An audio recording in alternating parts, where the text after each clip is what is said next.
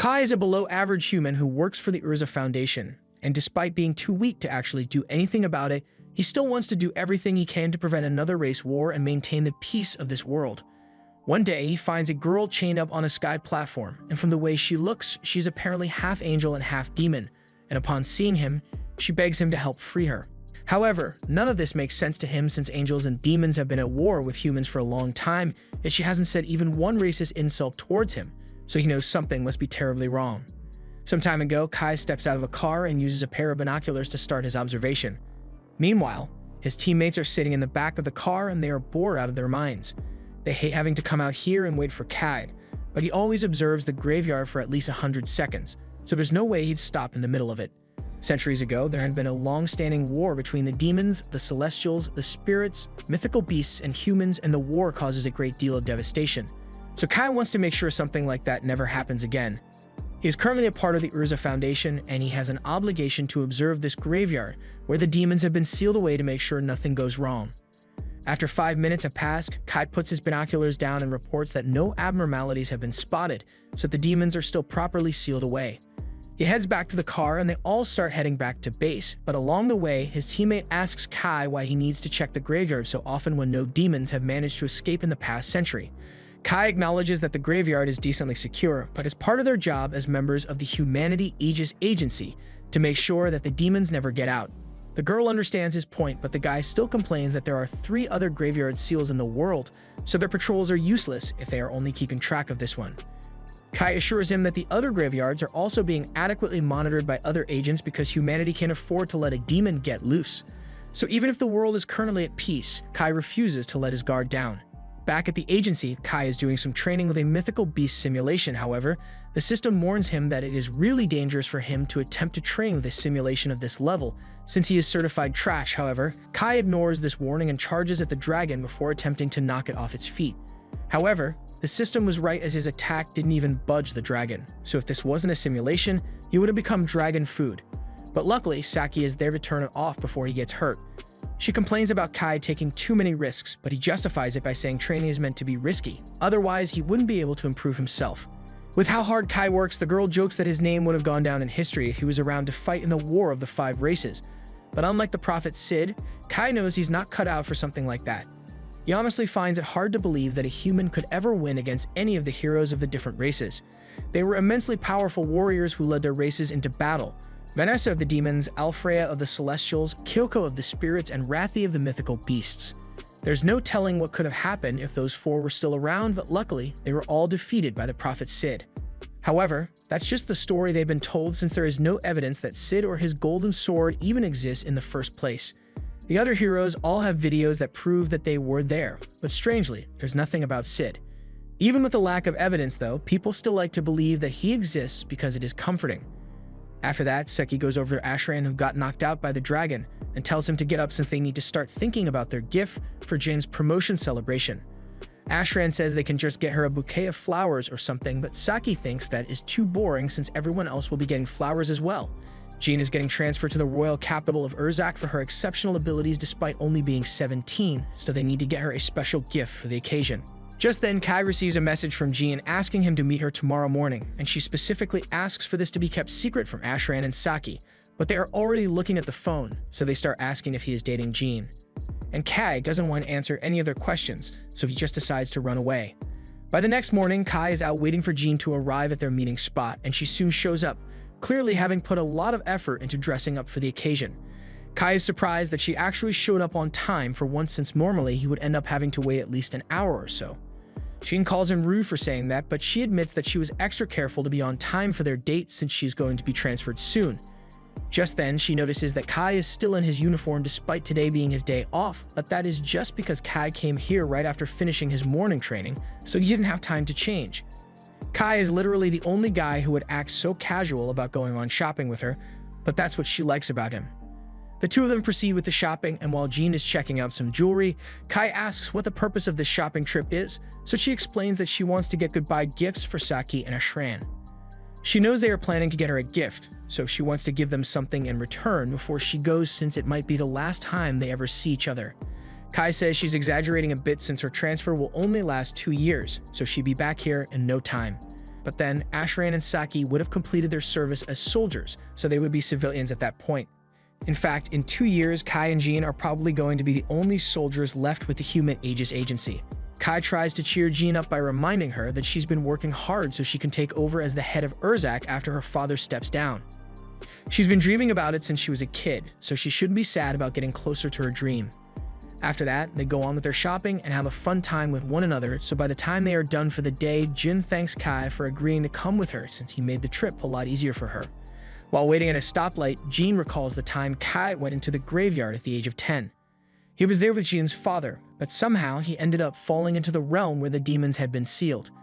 And at the bottom, he could clearly see the fabled golden sword that belonged to Sid, but he doesn't like talking about it since no one would believe it.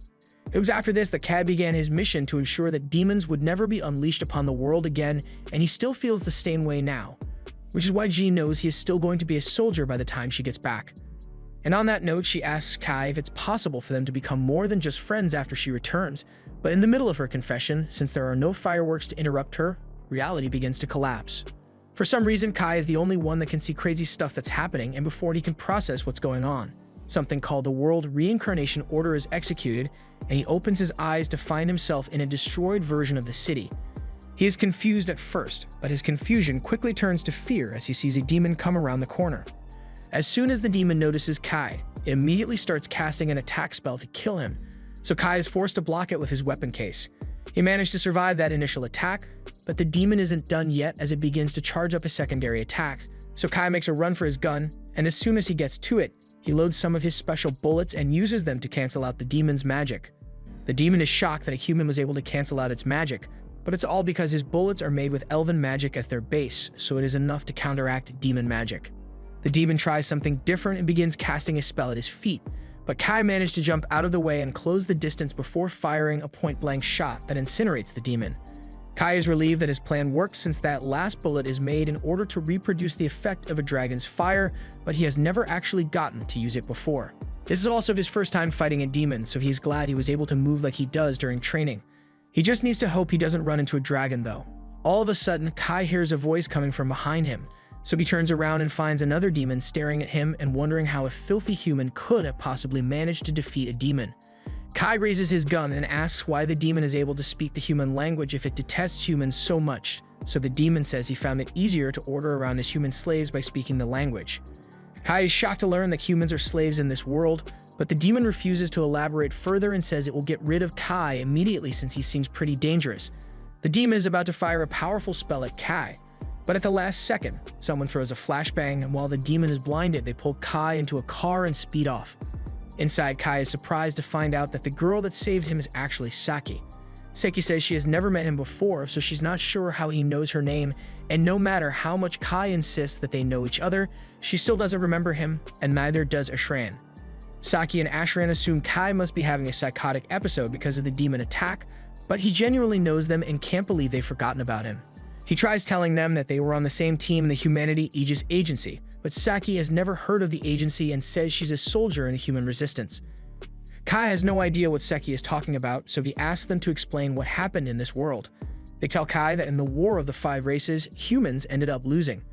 30 years ago, the other 4 races took over the world, so humanity was nearly eradicated. And the ones that did manage to survive were all forced to run and stay hidden. Kai is slowly starting to put the pieces together and realizes that this place is the city of Vashel after it had been destroyed. Kai is led down into an underground tunnel while Ashran explains to him that the cities all over the world have been claimed by the 4 other races, and they mostly fight among themselves to claim new territory now. This city in particular was taken over by the demons, which is why humans had to move underground in order to survive. They took some of the underground spaces that were still intact and remodeled them to become a safe haven for humans. This way, they can keep other humans safe and organize troops to fight back against the other races. Kai stops for a moment and asks why humanity lost the war, but Saki and Ashran think the answer is pretty obvious since no humans could possibly defeat a demon on their own, and on top of that, all the races have absurdly powerful heroes, so humans stood no chance. Kai is aware of how powerful demons and the other races are, but humanity was able to win in his timeline because of the prophet Sid, so he asks the 2 of them what happened to him. However, they've never heard of anyone by that name. Kai tries to explain that Sid is meant to be a human hero who defeats all the other races, But he obviously doesn't exist in this world, since humanity wouldn't be forced to live underground if they had someone like that to fight for them. Just then, they hear a commotion nearby, so Saki and Ashran realize that the main corp must be back, so they explain to Kai that there are many underground human cities around the world, and each one has their main corp that defends them. Here, the commander is the one who protects everyone, and Kai can't believe what he is seeing as the commander turns out to be Jane. Jane is greeted by Saki and Ashran, and they tell her about how they found Kai out on the surface, so they brought him inside. Jane compliments them on their good work and walks past Kai, showing no recognition whatsoever. Kai can't accept that Jane doesn't remember him, so he tries to remind her that they were literally shopping together a few minutes ago, but Jane has no recollection of this, so she says she's just going to leave. Before she goes, Kai asks why she is acting like a man when her dream was always to surpass her father as his daughter, and this statement makes her pause for a moment, but Kai is quickly stopped from saying anything more to her. That night, Kai spends his time looking through the records of this world, and everything is the same aside from the fact that all records involving him or the prophet Sid do not exist anymore. However, something still doesn't make sense to him, since if Sid never existed in this world to seal away the other races, then why do the graveyards he created still exist? To investigate, Kai heads over to the graveyard the next day and finds that the blockade stone that was meant to keep its seal has been removed, so he heads inside and discovers the golden sword of Sid inside. He walks up to it and grabs the sword, at which point he hears a voice telling him to never relinquish the sword, because it is the world coordinate key, otherwise known as the code holder.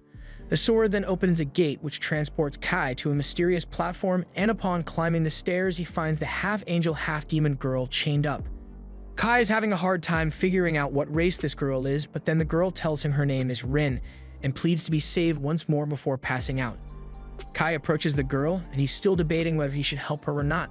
But Kai mainly hates demons, and she doesn't look like a demon, so against his better judgment, he decides to free her.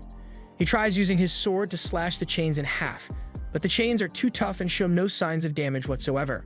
Next, he tries using his bullets, but even that isn't enough to get the chains off. He doesn't know what to do anymore since he doesn't have any other weapons on him, but then he recalls that he's still got that special sword, so he tries recalling what it was called and says the words code holder out loud. As he does this, his gun sword begins to transform into the golden code holder, and Kai can't believe he is really holding the sword Sid used to save humanity in his timeline. He raises the sword and strikes at the chains once more, and for a split second, it looks like he just destroyed the dimension. But things go back to normal, and the chains are cut in half. The girl is released and begins falling to the ground, so Kai catches her, and as soon as she opens her eyes, she gets startled and flies away from Kai, before yelling for someone called Vanessa to show herself. She says she wants a rematch with Vanessa, and it's not fair for her to send a wimpy demon to assassinate her. However, before Kai can explain that he's not a demon, Rin has already begun attacking him because she hates demons. He manages to roll out of the way of the first attack, but he can't do the same for the second energy blast Rin sends his way. He's starting to regret helping her after all. But as the blast is heading straight for him, he recalls something the system mentioned about the code holder being able to sever fate itself. So he takes the code holder and uses it to slash the magic ball in half. The magic disappears, much to the surprise of Kai, and Rin can't believe it either since a lowly demon would never be able to block her attack. Kai finally tells her that he's not a demon, and he has no idea where she got that idea from since he has no wings or tail, so he's clearly human. Rin realizes her mistake, so she apologizes for mistaking him for a demon and attacking him out of nowhere. But she happens to really hate demons, so it's always straight violence on sight whenever she meets one. Since she hates demons as well, Kai at least has confirmation that she's not a demon, but he still doesn't know what race she is, so he asks her. So she begs Kai not to ask her about it. Kai agrees to drop the subject about her race for now, but he still has other questions he would like to ask, like where the hell they are. Unfortunately, Rin has no idea what this place is either. All she remembers is that she was fighting Vanessa, and all of a sudden, she found herself imprisoned here. Kai recognizes the name and asks if Rin is referring to the same Vanessa that's the hero of demons, and Rin confirms it. He is surprised Rin would pick a fight with a hero, so he asks if she is really that strong, and in response, Rin proudly states that she could wipe out an entire army of demons on her own if she wanted, but from what she has seen, Kai is equally as impressive as her since he was able to stop her attacks.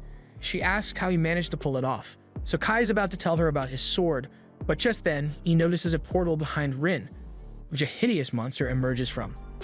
The monster says something about the Fate Singularity entity having awakened, and since it poses a great threat to the new world, it will commence protocol to remove it. The monster attempts to strike Rin down, but Kai pulls her to safety at the last second. The power of this monster is no joke, so Kai says he and Rin have no choice but to run, and Rin agrees, so he grabs her hand and they both flee. Unfortunately, they don't know where the exit is, and the monster still has access to the portal, so it reaches its tentacle into the portal and grabs Rin. With this, it declares that it has captured the singularity, so it begins the termination protocol and forms several orbs to erase Rin from existence. Kai can't bear to see this, so he decides to quit standing there and take action to save Rin. He uses the golden sword again, and with it he slices the monster's tendril in half, while also doing significant damage to Dimension. The monster spots him and recognizes that he is holding the forbidden sword, but doesn't understand why the sword is here, or how a human could have gotten their hands on it. Since Rin is free now, Kai doesn't plan on seeing a reason to stick around to find out what the monster is going to do, so he grabs Rin and jumps through the hole in the dimension, leading them back to the graveyard on Earth. Kai is a bit confused, but he is glad they managed to escape in one piece, and Rin is so especially relieved since she was really scared she would die. This is the first time anyone has ever cared enough to help her, since her entire life, she has been told by all the other races that she is not one of them. However, of all the races, demons were the cruelest to her, always calling her an abomination, which is why Rin got into a huge fight with Vanessa. Kai comforts her and says he knows how she feels since all his friends no longer remember him, so he feels like he is all alone in the world. The history he remembers is one where humans won the Great War of the 5 races, but in this world, it seems demons are occupying the human cities. Rin is a bit confused since she doesn't recall demons ever gaining the upper hand against humans. In fact, right around the time she fought with Vanessa, she recalls that humans were starting to win the war and the demons were complaining that it was all because of the human hero. Kai gets excited and asks if Rin remembers Sid, but she unfortunately never got to meet him, so she can't say for certain. Kai realizes he may have overreacted, so he apologizes to Rin, but at least he has confirmed that he and Rin recall the same past, so they must be the same. Rin gets close to Kai and says that he's the first person to ever group himself with her, and it makes her pretty happy.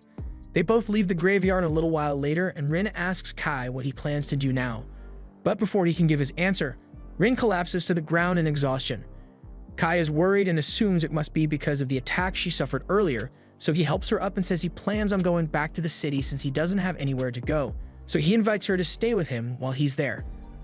Rin is hesitant to agree since she says she doesn't want to go to a human city, so Kai asks why and she tells him that she can't trust other people. Kai is the only one she is willing to trust since he saved her, so he says that she should trust that he will keep her safe, and once again asks her to come with him. She is always free to leave if she ends up feeling uncomfortable there, so Rin ultimately agrees to go with him. Back in his room, Kai is lying on his bed while Rin has a shower, and he is absolutely exhausted from the drive back home. Rin had never been in a car before, so she was freaking out the entire time and nearly made him crash a bunch of times. Fortunately, she is able to hide her wings, so once they got here, no one could tell that she isn't human, but she still draws a lot of attention with her weird behavior. She even tried to fight some people with magic at one point, so Kai had to hold her back. But he can understand why she is so cautious since she is surrounded by people she's not familiar with. Kai then shifts his attention to his sword as he hadn't even realized when it turned back to normal, so he grabs it and is about to say code holder to see if he'll transform again. But before he can do that, Rin comes running out of the shower and asks him for help since she can't figure out how to turn off the shower. Kai says he will help her, but for now he can't look at her since she's not wearing any clothes. After the shower is turned off, Rin has gotten dressed and tells Kai that she thinks it's unfair how humans get all the good stuff. Even with the state of human society, they still have such warm water to shower with, while Rin had to bathe in a waterfall.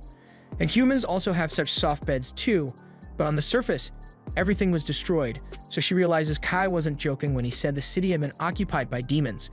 Kai had been skeptical at first, but meeting Rin has confirmed that he's not crazy, so he now knows for sure that they are in a world where the results of the Great Race War were altered. The correct history is the one where Sid became the hero of the humans, but in this reality he never existed for some reason. Rin suggests that they just need to escape this reality and make their way back to the old one. And that's indeed a solution to their problem, but Kai doesn't know if there's actually a way to do that. They go to bed after that, but late into the night, Rin jolts awake and warns Kai that she senses strong magic, meaning the demons are attacking. Outside, the demons have just torn their way through the city ceiling and are beginning to go on a rampage. Kai had already known that humanity was screwed in this reality, but he didn't realize that humans were this helpless against demons and there's no hero around to save them either, so Kai decides that he needs to step up and take the place of Sid for humanity's sake. The defense units begin firing bullets at the demons, but they already know little bullets aren't going to do anything to help, so Saki runs off to go get the machine gun. However, before she can get to it, a demon pulls up behind her and is about to fire a spell at her. But at the last second, Kai jumps in to save her and knocks the demon to the floor. He tells Saki that she should use water against the demons since if their bodies absorb it, they'll become too heavy to fly, and once they are grounded, she should hit them with some grenades. Just then, Kai mimics Ashran getting turned to stone by a demon, so he fires an anti-magic bullet to interrupt the spell and save his life. The demon proceeds to target Kai and tries to hold him down while another demon comes up behind him to attack. However, Kai slips past him and pushes the first demon away, while Rin blasts the second one. Afterward, Kai thanks Rin for the assist and compliments her on her strength, but even with their combined power, he's not sure they can save the city on their own. Ashran and Seki come running up to Kai and ask him how he was destroying magic with bullets and knocking demons around with his fists. Kai explains to them that he came from a world where humanity won the race war, and his fighting technique, along with his special bullets, all come from that world. Saki and Ashran still don't believe Kai is serious about there being an alternate timeline, but before they can ask more questions, Ashran gets a message informing him that 2 demon scouts managed to escape, and if they report back to their leader about the location of this underground city, a whole army of demons are going to show up here and kill off every last human. Ashran says he needs to go report this to the rebel army headquarters, and Saki asks Kai to join them in heading there since his strength makes him a valuable asset, so Jean is sure to welcome him. Kai agrees to join them, so they all head for the headquarters located in the old royal capital. The place was destroyed years ago, but that's precisely why they chose to build their headquarters there since demons wouldn't think to search for them. The one who suggested the location was Jin's father, but he retired as the head of the rebel army 2 years ago due to an injury, so Jin took his place. They soon arrive at HQ and both Kai and Rin are brought to meet Jane. She has already received the reports from Ashran, so she asks Kai to tell her about this alternate timeline he mentioned earlier. Kai tells her everything he knows, but the other officials there call him a liar for daring to make such a bold claim. However, Kai mentions how he was childhood friends with Jean in the previous timeline, and how she always wanted to be like Og and Jur. Hearing those names catches Jin's attention, but she doesn't say anything yet and decides to end the meeting for today. Later that night, Jean asks to meet with Kai, and it looks like she is a little more open to the idea that Kai might have been telling the truth, since very few people in this world know that she is a woman and the names Og and Jur were the nicknames of her father and grandfather. However, that doesn't mean she believes everything he said, but his combat skills and knowledge are worth relying on. She tells Kai about a plan she has to coordinate with the other human cities and repel the demons that will be coming to invade Neo-Vashel. But Rin doesn't think that's a good idea, since that would only cause more and more demons to attack as time went on. Plus, if a high-ranking demon were to show up, then the whole plan would instantly fail. Jean is aware it's a reckless plan, but she can't think of anything better to protect the homes of the surviving humans. However, that's when Kai suggests that they only need to go after one demon to resolve this, and that's the hero of demons, Vanessa. Jean thinks it's crazy to even consider attacking a demon as powerful as Vanessa, but Kai is confident that the code holder will be able to work against her, so he says he and Rin will be the ones to challenge Vanessa. The demons are more focused on fighting the other races, so most of their forces won't be at Vanessa's side. All Kai needs is for Jean and her forces to hold off the rest of the demons while he engages Vanessa, so after Jean agrees to it, they immediately begin preparation to reclaim the Urza Federation. As preparations for the mission are being made, we hear a bit of Rin's inner thoughts, and while this world's current condition is due to a race war, she is the most racist of them all. She hates all the races for different reasons, with demons being deceitful, celestials being stubborn, and humans being weak. But most of all, she hates herself since she's part of every race. Kai is the only one who didn't reject her for her complicated Ancestry.com results, so she really hopes that Kai doesn't die on this mission. Once everything is ready, the team heads out and goes over the plan one last time. While the main force is tasked with stalling the rest of the demons, this squad will invade the palace through the underground network and defeat Vanessa, while also freeing any human captives they find. Stacky isn't worried about the main force since they should be alright with Jean leading them. What she's really worried about is that their team is meant to go up against the demon hero Vanessa, and there's only 4 of them on this team too. Kai explains that the team is small so they can minimize travel time, and Saki understands that, but she still doesn't understand why she has to be here. Kai understands that she's scared, but she and Ashran are the only ones he can trust to be his backup. Rin tries to comfort Saki and says everything will be alright since she is strong, so she would never lose to anyone weaker than Vanessa. But considering the fact that Rin lost her last battle with Vanessa, that didn't sound very reassuring. Rin says it's alright since this time she'll do whatever it takes to defeat Vanessa, even if she has to self-destruct to take her out, but that still doesn't make Saki feel better. While Saki has been freaking out in the back, Ashran admits that he is really worried as well since there's a lot of things they aren't sure about. They have no idea what state the government palace will be once they arrive. And it's also possible that they get spotted by demons before they ever manage to get there. Kai reassures Ashran that the demons won't be able to find them so easily since they're only sensitive to magic and humans don't possess any magical abilities. Knowing that makes him feel a little better, even if he's still nervous, but he can at least look forward to the glory he will get if they manage to defeat the demons. After a few minutes, the convoy has gotten close to their destination, so Jean addresses everyone and thanks them for standing to fight for the sake of humanity. She knows some of them may be concerned about their chances of success since this plan was made last minute, but with how long humanity has been fighting against the demons, today is the first time they've had a clear path to victory. So this is the day humanity makes its last stand. The group charges out of the tunnel and blows a hole open leading to the surface. As they continue to charge, Kai is shocked to see that the government palace is in terrible condition and surrounded by dozens of demons. The demons finally notice the humans, so one casts a freeze spell to try and stop them. But Kai already knows how to deal with that spell, so he leaps over the ice and fires a bullet to disrupt the demon's casting before using the gun to blow the demon up. That's one down, but there are still many more being summoned by the minute, so Kai turns to Rin, and they agree to work together to take out all the demons. Kai points his gun upwards while Rin uses her magic to give him some extra power, and the resultant blast is powerful enough to strike down all the demons outside the palace. Everyone is impressed that Kai was able to take out so many demons at once, but they got to continue with the plan, so Kai says he and the others will begin searching for Vanessa from the top floor, while Jean assigns the remaining troops to guard the entrance to the government palace and rescue any hostages being kept here. As Kai's group is climbing to the first floor, Fallon is starting to get suspicious, since that lighting attack he just did seemed a little too powerful to have come from his gun alone.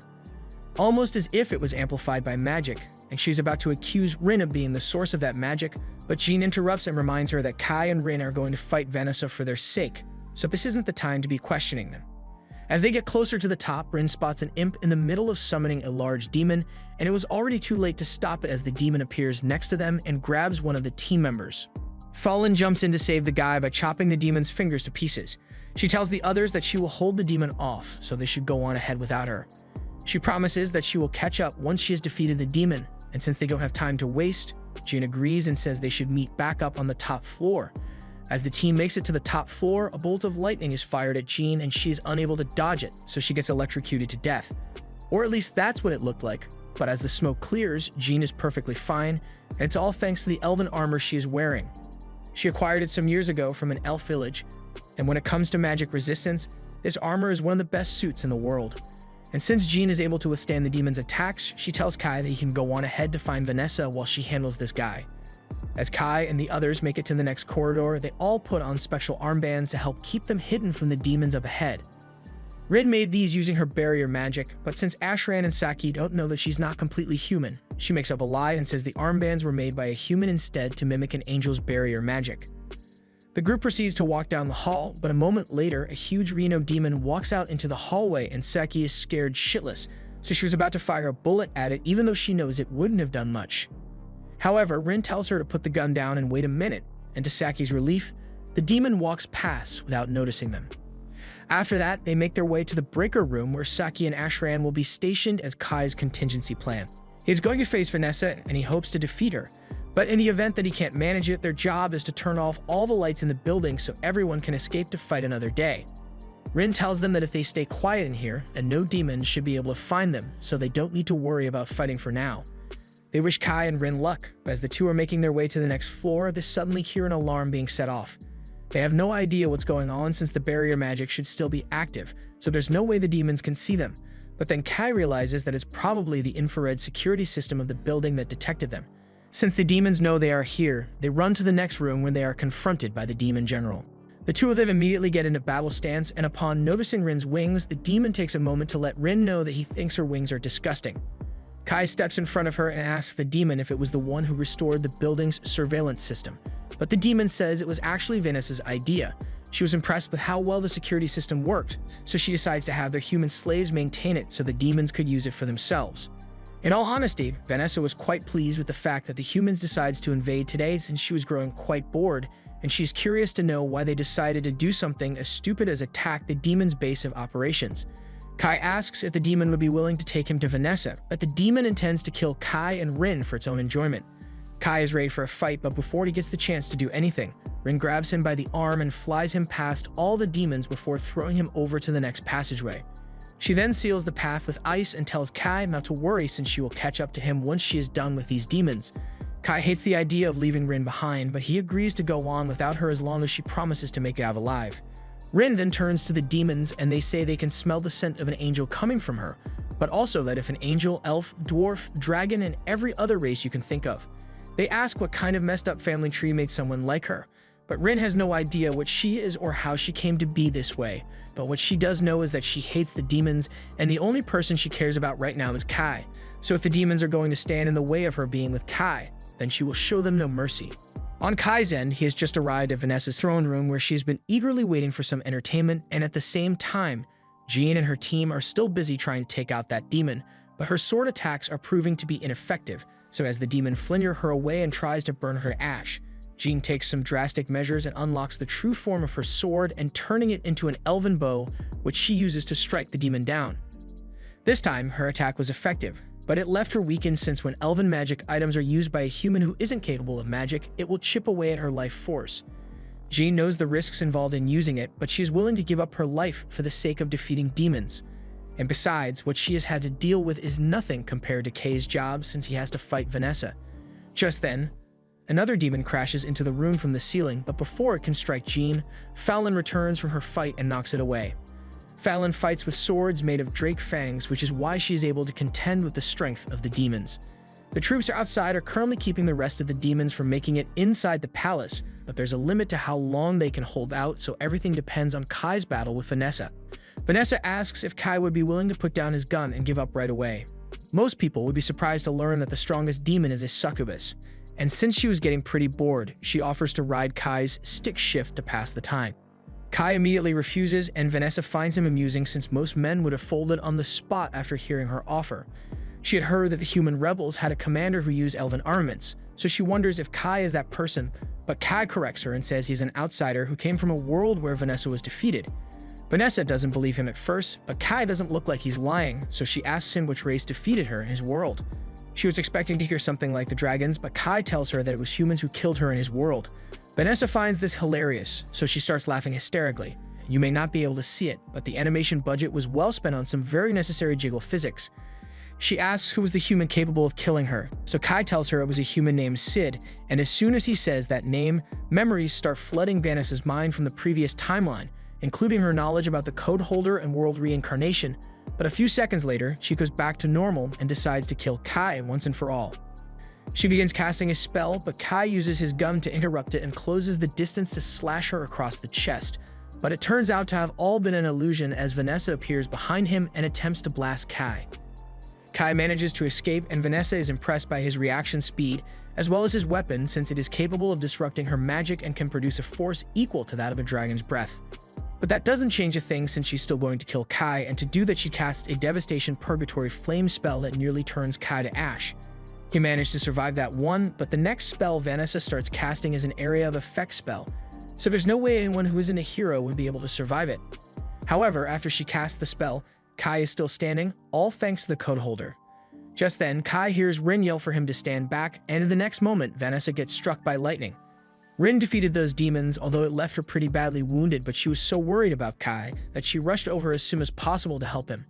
Kai is worried about her, but they've still got to deal with Vanessa for now, so they prepare for their fight, but unexpectedly, that monster from earlier shows up and grabs Vanessa. It says Vanessa has been corrupted after hearing the taboo word Sid, so is going to erase her code from the world.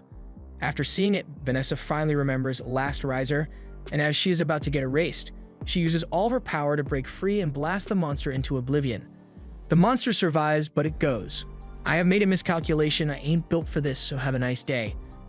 Kai is shocked by the level of power Vanessa just displayed, so he asks Rin if she was really able to hold her own against someone as strong as Vanessa. But the last time Rin fought her, Vanessa was nowhere near as strong as she is now. Rin knows they stand no chance against her, so before Vanessa attacks, she flies in and tackles her, while telling Kai to run away, because she won't be able to hold Vanessa for long. Rin casts a shadow prison barrier around herself and Vanessa to buy time, and while Vanessa recognizes this as the barrier magic of the spirits, is far too weak to hold up against her. Rin gets flung away by the force of Vanessa destroying the barrier, but before Vanessa can finish her off, Kai begins to charge forward to attack. Since he's got her attention, she directs her blast at him instead, and while Kai did manage to block a majority of the damage, he still looks pretty dead to me. Rin can't believe she let Kai get killed, and Vanessa mockingly asks her if she intends to try and avenge Kai's death, or maybe she'll run away on her own. Rin is sick and tired of hearing Vanessa's voice, so she's going to do everything in her power to make sure Vanessa pays for this. As Rin unleashes her full power, her body transforms, displaying characteristics of all the 5 races. Vanessa finds this amusing, but Rin isn't playing games anymore and gut punches the smile off Vanessa's face. In this form, it looks like Rin is able to match Vanessa's power and knock her around, but evidently, Vanessa was just messing with her. She finds Rin's chaotic form truly interesting, but she wonders why Rin didn't use it earlier, since that way she might have actually been able to buy enough time for Kai to escape. She asks if Rin was afraid to show her true nature or maybe afraid that she would be called a monster. Rin begins to cry, but Vanessa reminds her that she has no one here to blame but herself. Vanessa is the demon hero, so she's going to do what she wants. But Rin had the chance to save Kai, and she chose not to go all out of fear, so it's her hesitation that killed Kai. As much as Rin hates to admit it, Vanessa is right, it's her fault that Kai is dead, but that doesn't matter anymore. Nothing she does will be able to bring Kai back to life, so right now, she just wants to die. And she's taking Vanessa with her. She grabs Vanessa's hand so she can place a curse on her. And before Vanessa realizes what's going on, droplets begin leaking from her skin. These blood droplets are Vanessa's life force, and no amount of defense or resistance can defend against it. The drops will continue to fall until Vanessa and Rin both die, so under normal circumstances, this would be checkmate for Vanessa, but she still had one trick left up her sleeve. In the next moment, Rin collapses to the floor, and Vanessa explains that even though the curse can't be defended against, its effectiveness is still dependent on the magical power of the caster. Rin normally would have had enough magic to pull it off, but they are currently in Vanessa's base, so she had certain countermeasures ready in case she was ever attacked by another race, which is why there's a wide-scale curse circle behind Vanessa that affects spirits, magical beasts, and celestials. Since Rin is part of all 3, the curse should be 3 times as effective against her, so it's honestly insane that Rin managed to hold out this long. Rin now can't even avenge Kyle as she wanted to, so she just sits there and says she is sorry for not being useful to him. Vanessa is growing annoyed by Rin's pitiful display, so she prepares to finish her off with one final blast. However, before Rin could be killed, the blast was deflected by Kai, who turns out to be alive after all. He tells Rin that she has nothing to be sorry for, and that she was incredibly useful to him since her fight with Vanessa bought him enough time to regain consciousness. Rin can hardly believe that Kai is alive, and neither can Vanessa, so she asks him how he managed to survive that attack since no human should be alive after that. Kai recalls how he used the code holder to defend himself against Blast, which makes this the second time the code holder has saved his life in this fight. However, he doesn't say anything about it to Vanessa and just gets into stance to face her. Vanessa feels insulted that Kai would dare to challenge her, so she reminds him that he is nothing more than a piece of trash that survived her attack by luck. Her last attack left him on the verge of death, and the only reason she couldn't finish him off was because Rin was keeping her busy. Kai responds that the reason he is so determined to win is because Rin risked her life for his sake, so he's going to do the same for her. Vanessa is now intrigued and asks Kai if he has some sort of plan in mind for how he will defeat her because she would very much like to see what he's got. Humans keep telling her they will show her what human potential can do, but not once has she actually been impressed by a human. The spirit hero, the celestial hero, and the beast hero are all nuisances that get in her way, but at least she can respect them for being powerful. However, when it comes to humans, there is no one whom she can respect among them unless Kai claims to be strong enough to be humanity's hero. Kai tells her that he has no intention of becoming humanity's hero, but she did ask him to show her the potential of a human, so he is going to show her just how powerful a human can be. From this moment forward, he will be facing Vanessa as a representative of humanity, and although Vanessa can't imagine anything he could possibly do to beat her, she decides to take him seriously, so she uses her magic to summon a mini meteor to crush Kai. However, Kai is easily able to slice it to pieces with the help of the code holder. Vanessa is impressed that Kai is able to slice through her magic so easily, but she is still far from done, so she begins casting hundreds of Hellflame spells. But while she's doing this, Kai calls Ashran and tells him to cut the power immediately, so all the lights in the building go out. Vanessa realizes that she can't see even though she's got a literal flame on her shoulder, and since Kai doesn't have any magic, so she won't be able to sense him either. However, even if the human has no magic, the sword is full of magical energy, so she just targets the sword with her Hellflame attack. However, as the dust settles, she is shocked to discover that Rin was the one holding the code holder, and Kai is already behind her. From here, all the years Kai spent training finally come in handy, so he combo locks Vanessa and has Rin throw his sword over to him so he can finish Vanessa off. And the only thing Vanessa says as she is about to be sliced is, "I guess I lost. Good game, human." As Vanessa falls to her knees, her body begins to break apart from the damage she has taken. Rin and Kai can tell that there's something wrong with Vanessa, and this is when Vanessa's memories finally manage to return to her. She now recalls everything about Sid and the world reincarnation. She couldn't believe she let herself fall victim to it when Sid warned her that something like this would happen. After hearing that Vanessa knows about Sid, Kai begins asking her to tell him everything she knows. She tells Kai of a phenomenon which Sid called the world reincarnation. Someone caused this reincarnation to occur and alter the course of history, so Kai has to go and find this person, as it is bound to be one of the other three heroes. Sid had foreseen the world reincarnation, which is why he entrusted Vanessa with his sword to ensure that it wouldn't get stolen by the enemy. It is the one and only key to correcting the alterations made to this world.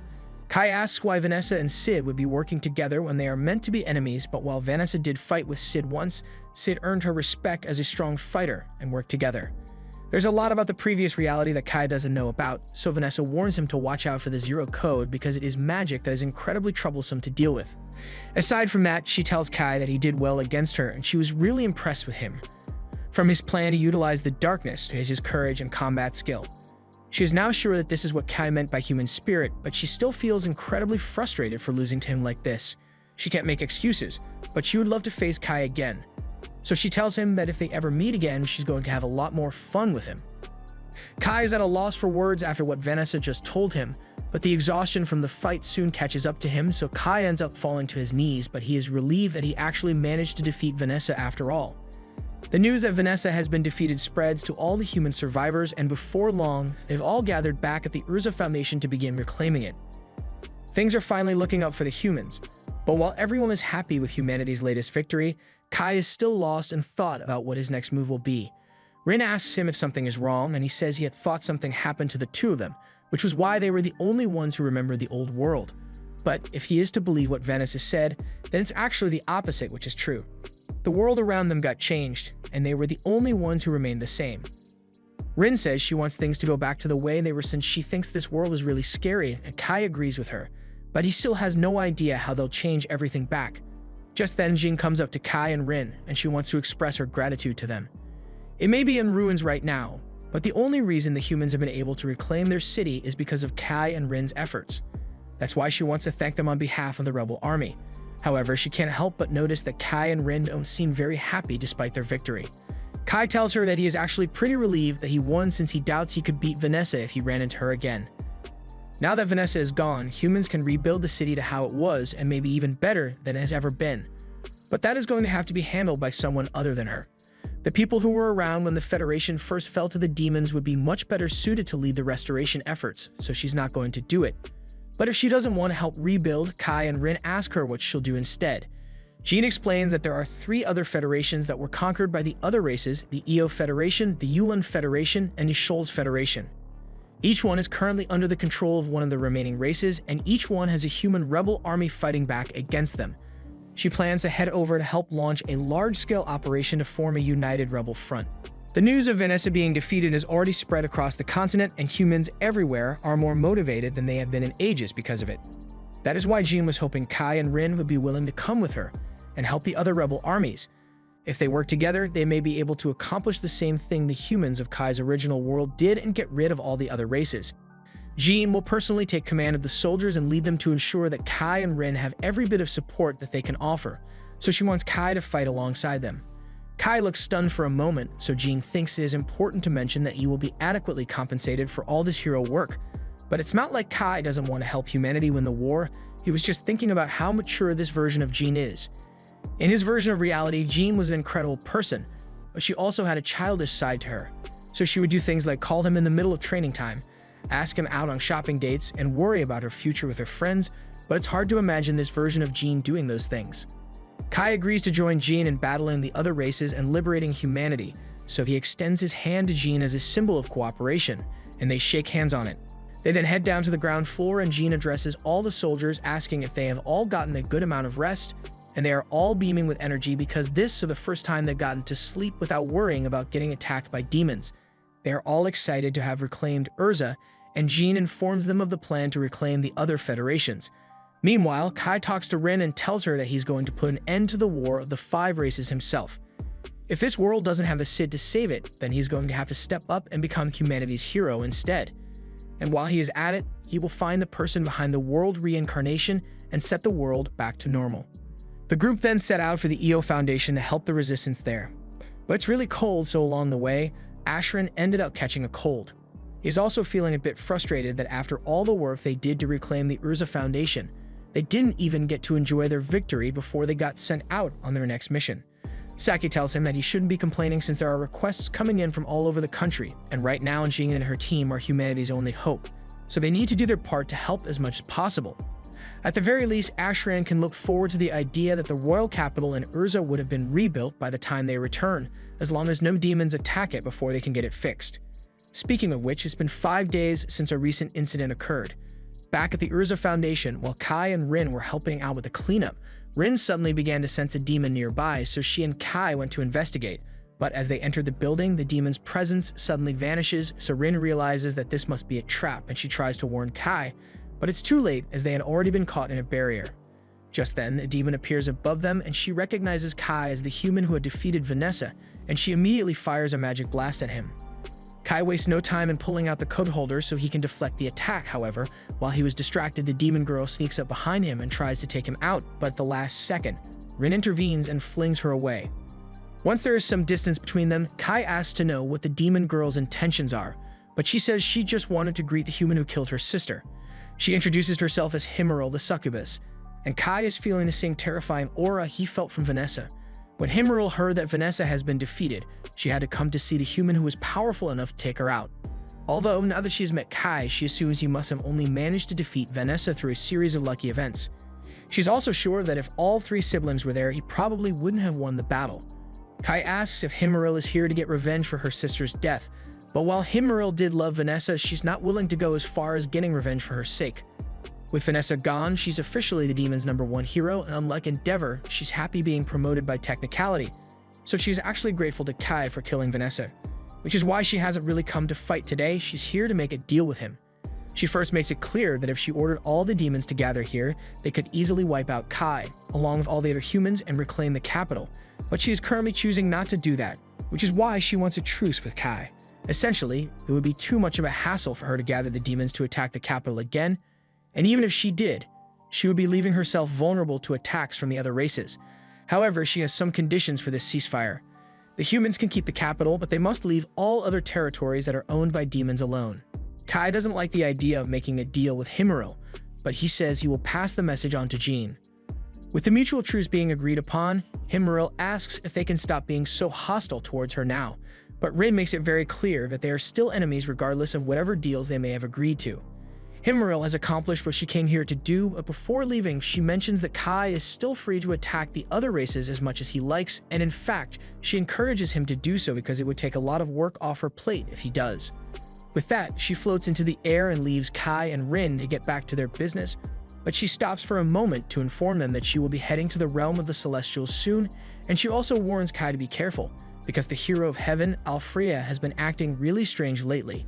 Kai doesn't feel good about trusting Himmerl's word, but right now, he has to leave the reconstruction efforts to the people at the royal capital since he is on the expedition team. For now, he intends to just focus on taking down the Celestials and liberating EO Foundation.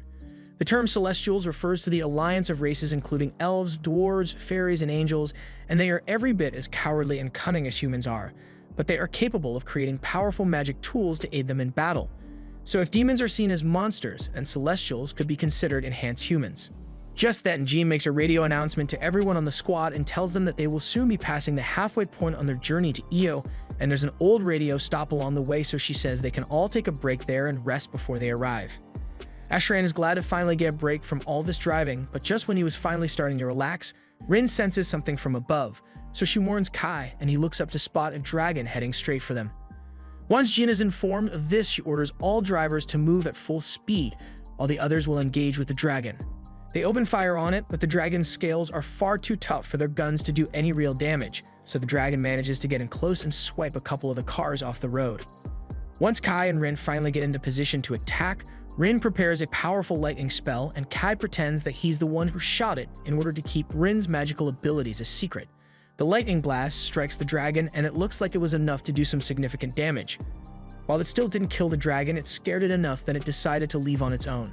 Once the threat has passed, Jean grabs a radio and orders all units to halt so they can rescue the people from the cars that got swiped off the road. Luckily, there were no casualties, so the units set up camp for the night. Kai and Rin get a huge tent to themselves, and Kai feels a bit bad about getting special treatment even though he and Rin were the undisputed MVPs of the team. Also, he reminds Rin that there's a tent section for the women in the unit. But Rin refuses to leave since she wants to stay by Kay's side.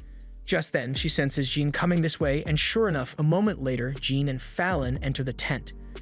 Kai is a bit surprised since he doesn't know what Jean is doing here, but Jean reminds her that this is technically her tent as the commanding officer, and she just brought Kai and Rin here to act as her bodyguards. Fallon gets Kai's attention and asks him to step outside because she would like to have a discussion with him. Outside the tent, Fallon tells Kai that she's going to be standing guard outside this tent all night since Jean is pretending to be a man, and it would be seen as scandalous for Jean to share a tent with a woman like Fallon. Long story short, she tells Kai not to try anything funny while she's not there, but Kai never intended to do anything of the sort in the first place. He heads back into the tent and he sees Jean receiving a massage from Rin, and she's really enjoying it after having to wear such heavy armor all day. Kai takes his seat and mentions how he never expected a mythical beast to attack within the Urza Foundation area, and it's possible that the dragon may have been a scout, which was sent to investigate the humans that defeated Vanessa. If that's the case, then the royal capital might be in danger of being attacked. However, Jean assures Kai that measures have been taken at the capital, so even if a dragon attacked them, they wouldn't be taken down so easily. That aside, there's one other thing she wants to mention before they go to bed, so she tells Kai that she tends to toss and turn in her sleep, and she apologizes in advance for it. Later that night, Kai is lying in bed, and he has Rin clinging to him on one side, while Jean is clinging to him on the other side, and it is taking every ounce of willpower in Kai's body to not give in.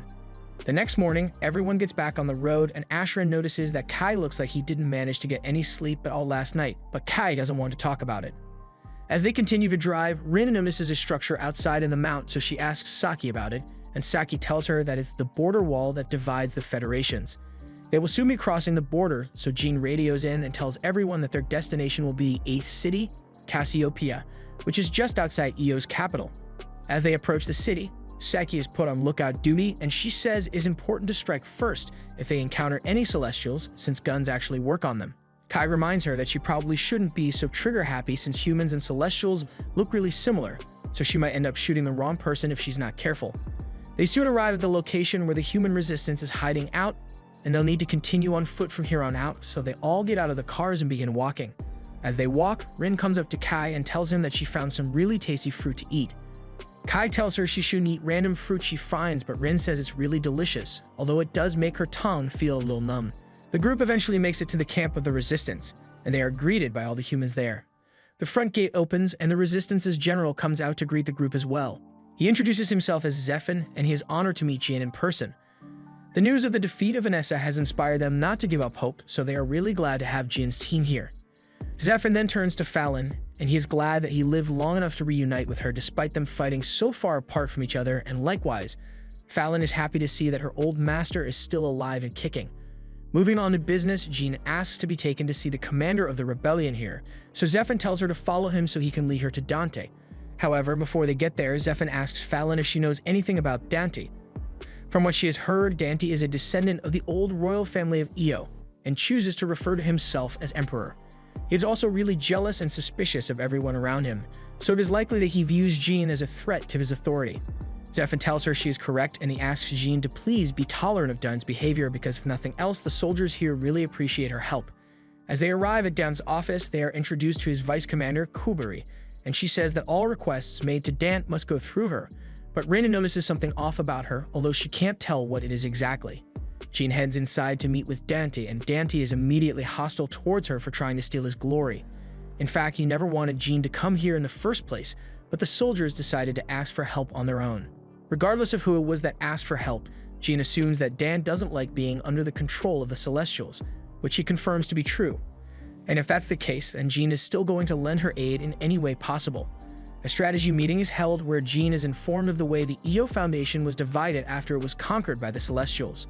There are different regions which are controlled by the 4 subdivisions of the Celestials: the Fairy Hideout, the Dwarven Village, the Elven Forest, and the Angel Court. The only problem is that they don't know where the Celestial Hero is, So she asks Daunt to lend her some of his best soldiers, and she even offers to lead a search team personally. The fact that Jean is willing to risk her life alongside her subordinates makes the soldiers feel reassured, but Dante doesn't like all the praise she's getting. Later that night, Rin is brewing up some suspicious stew, but Saki and Ashran are fairly certain that this would kill them long before they find any Celestials, so Ashran changes the subject and starts talking about Kuberi. He thinks she was really pretty, but Rin still has a bad feeling about her. The next morning, Jin and the team arrive at the Elven Forest, and at the same time, Dante is busy complaining to Quibiri about Jin's decision to join the search team. He thinks it is utterly foolish for a commander to risk their life alongside the soldiers, and Quibiri knows he's being a bad commander, but she's enjoying every second as she's gaslighting him into thinking he's right and everyone else is wrong. After returning from the expedition, Jean didn't find the celestial hero, but she did manage to map out an area of the Elven Forest, so they are going to begin preparations for an invasion soon. Meanwhile, Quibiri manages to convince Daunt that he needs to send soldiers out to invade the Elven Forest as well in order to be superior to Jean, and he is going all in on the plan without any second thoughts. On the other side of the base, Rin reveals to Kai that she has finally figured out what was off about Quibiri. She isn't a human. At the same time, up in the Elven Fortress, the celestial hero Alfreya has just cut ties with the elves and claims that angels are the only race that matters. The elf leader doesn't know what could make him change his stance so abruptly because he had always been so kind to the other celestials. However, the reason for his change becomes apparent when we see the monster behind him. And whatever it did to him has made Alfreya racist towards everything that is an angel, so he raises his wand and prepares to exterminate the elf leader. The elf leader raises her staff to defend herself, but she already knows Alfreya is too strong for her to defeat, so she focuses her efforts on getting her shrine maiden out of danger and blasts her off the sky platform. Ririn is knocked out in the process, but she eventually wakes up in a hut after she was rescued by some elves. Once she is awake, the elves are happy that she's alright, but Ririn asks them all to gather around because she needs to explain just how royally screwed they are. One of the elves asks what they should do with the humans they captured in the forest, and at first, Ririn doesn't think this is the time to be dealing with prisoners of war, but she realizes something. Meanwhile, Jin's team has just arrived in the Elven Forest, and the first thing they see is the signs of the massacre that took place with Daunt's squad. The last time any of them heard from Daunt was last night, but they never could have imagined this is what happened. As the leader of the rebellion here, he must have been aware of the dangers of the Elven Forest, so she can't believe he would be stupid enough to attempt to conquer it without them. Kai doesn't think this was entirely Daunt's fault since there is a high chance that he was instigated into doing this, and the culprit is almost certainly Kuberi, as Kai believes she is an elven spy. If an elf were to hide their ears, they would look no different from a human, and if that's the case, then maybe Quiberi isn't the only spy that managed to infiltrate the rebel army. Jean decides to investigate the matter herself, so Fallon calls over to Ashran and Saki to remind them to watch their back no matter what. They were around during the mission to take down Vanessa, and they performed well, so Jean trusts them enough to leave her rear in their hands. But as she and Fallon continue forward, they are shocked to find an area full of discarded guns and gear. There is no doubt that these belong to Daunt and his team, so Fallon assumes they must have fallen for this trap. However, the trap seems pretty obvious, so Jean doesn't know how Daunt fell for this.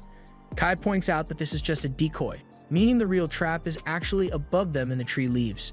It's incredibly hard to spot, but Kai remembers reading about this tactic from the history books of his world.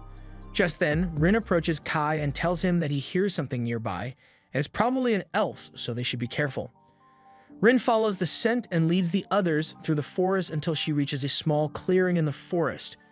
She can explain why, but the scent just stops here. However, a moment later, a light starts to shine from beneath their feet, and the next thing they knew, they had all been teleported to another part of the forest.